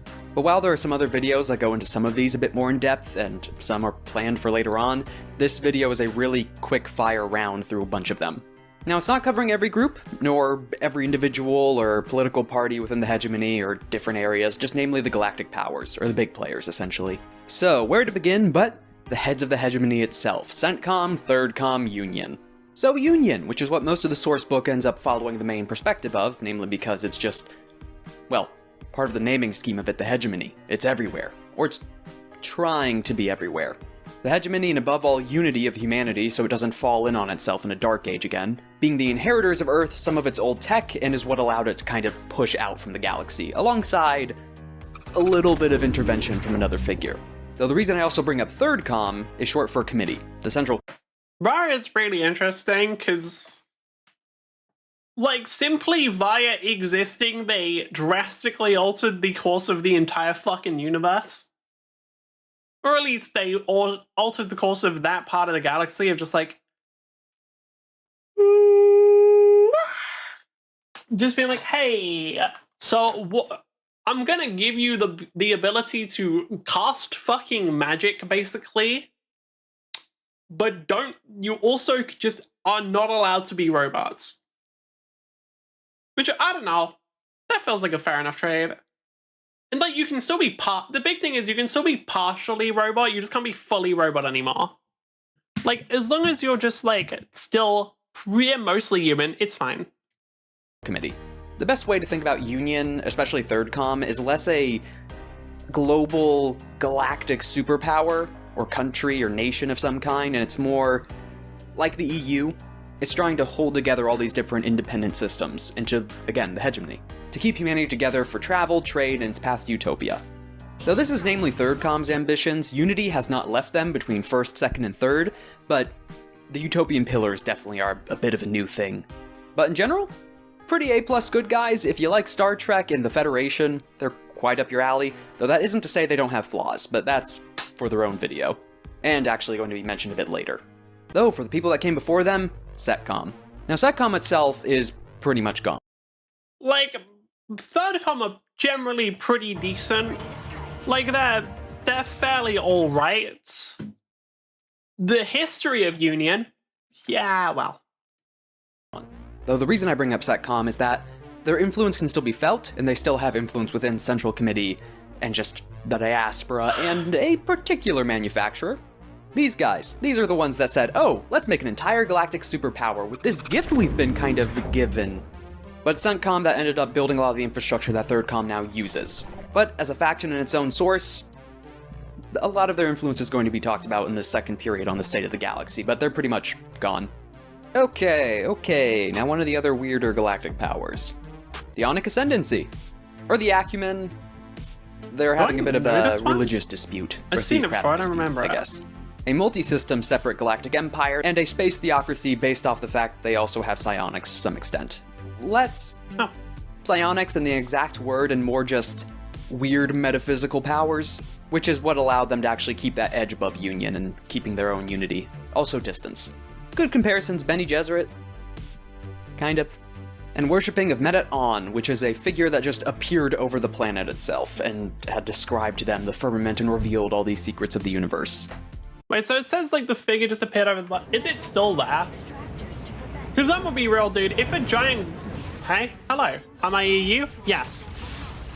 If a giant god figure appeared over the planet, like, you kind of just are like, yeah, okay, so I guess you're on my... I guess, yeah, now we have a thing... Like, if a creature that can just survive in space and is the size of, like, a fucking planet sort of deal appeared over you, like... I don't know, that thing's basically a god. Like, yeah, maybe they don't have divine powers, but, like, man, they can fucking crush you like they do. Like, you just sort of are like, oh, alright, well, guess we're forming a religion around this now. I don't know, that seems reasonable to me. But if it's not there anymore, it's just like a thing of it maybe appeared. Could you put your list of games you play into alphabetical order? Oh, like that one? The list of games that I'm gonna play? No. No, because I can't be bothered. Like, at all. Just I'm pretty sure the booster from this fucker also increases their armor, but I could be wrong. Their fluid armor. It seems like they do, because they always seem to have a fuck ton of fluid armor for no reason. Who's shooting me? Did I have an Aquila that I just didn't see? No, it's just Skyrider. Okay. No, they have an Aquila, I just didn't notice. Speaking of Aquila, I should probably try and help ours out so that they don't die and can be the most annoying motherfucker on the planet. Okay, nice from Skyrider.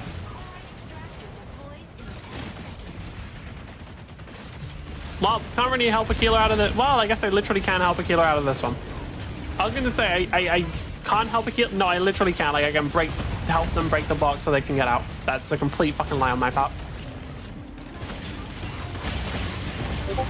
Hello, Inferno. Please don't kill me. Why am I getting Discord messages? Okay. I would like to not die if possible. Aquila, ready to Stego is just gone now.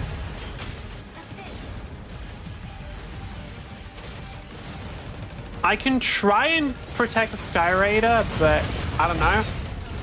Well, there wasn't a legit. I'm assuming it's because somebody sent me Discord messages. I will check them after the game, probably.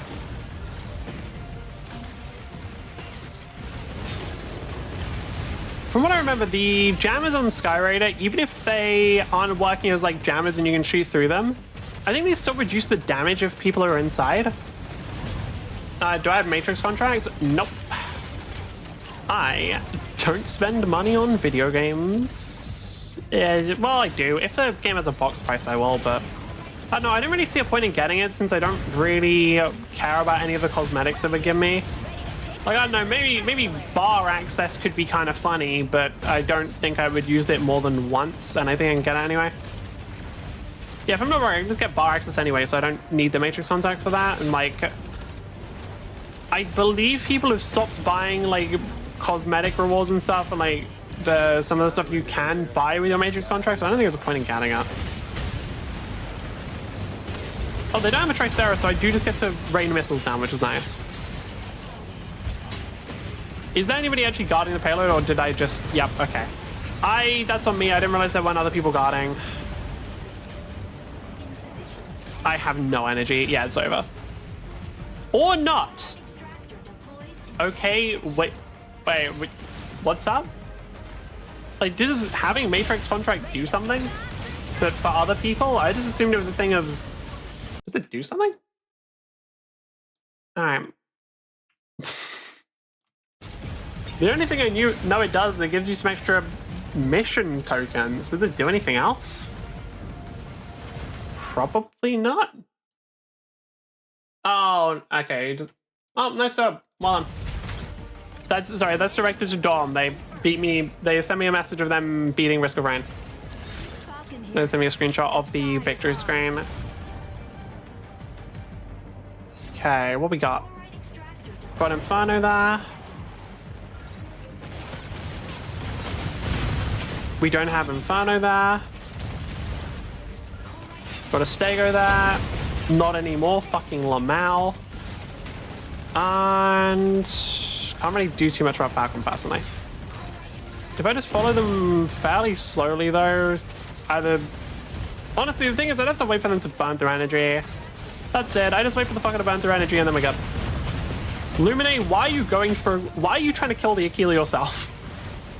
Lumine, that just seems a bit fucking silly, I'm not gonna lie.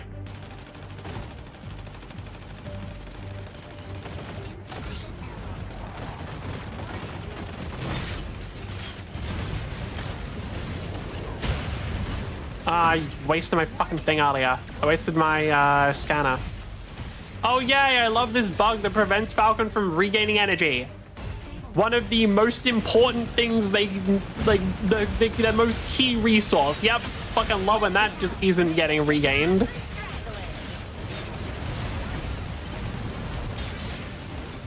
How is... Okay, fucking stop messing with my vision every time I'm on the edge of combat zone, okay? It's annoying, man.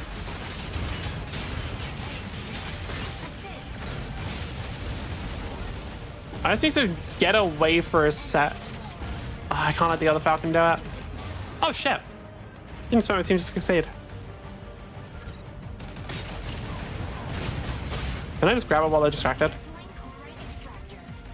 Yep. Yep.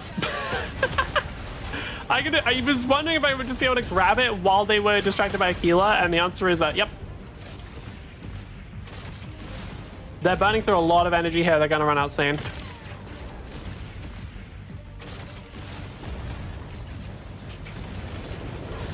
Oh, okay. Oh, okay. Yeah, if they land in the fucking crystals, they get like all of it back instantly. God damn it. They didn't get all of it back there, but they got a significant amount. Enemy down.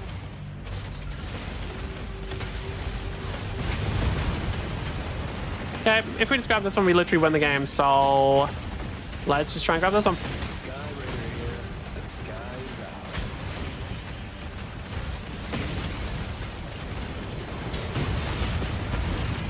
Vulcan's nearly gone. Stego's nearly gone. If I can just get a good... Stego's gone. I'm probably gone unless no one actually goes to me, but holy shit, I lived. Holy shit, I actually lived. Okay, if we can just have a Keeler and the other one putting down a bunch of pressure. Okay, I'm gonna stop Inferno. Inferno, you're not gonna beat me here. I don't think it'll happen. Not in a 1v1 at least. Maybe with other people getting involved, I could see, but 1v1? Nah, bro. You're having a laugh, mate. Okay, nice.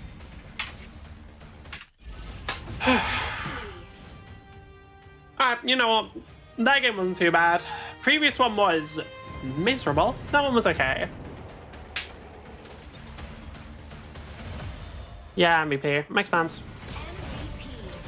Because I think I only got one capture, but I was getting quite a bit of kills, I believe.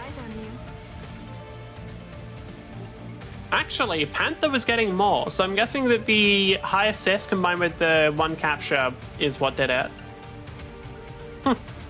Also, I think you get demerits for dying. Which, like... I don't know if you should, if that makes... Because, like, in theory, like, merit, shouldn't it just be what you did? Like, dying doesn't give the enemy anything unless you're in the deathmatch game mode, so what's the point in, reducing their score for it? But either way, I think we're not ending in... We're just ending Legendary, we're not ending Indestructible. But we are done. So... Thank you for putting up with me. If you did enjoy the stream, please consider following. If you didn't follow anyway, and I will see you next time. Bye.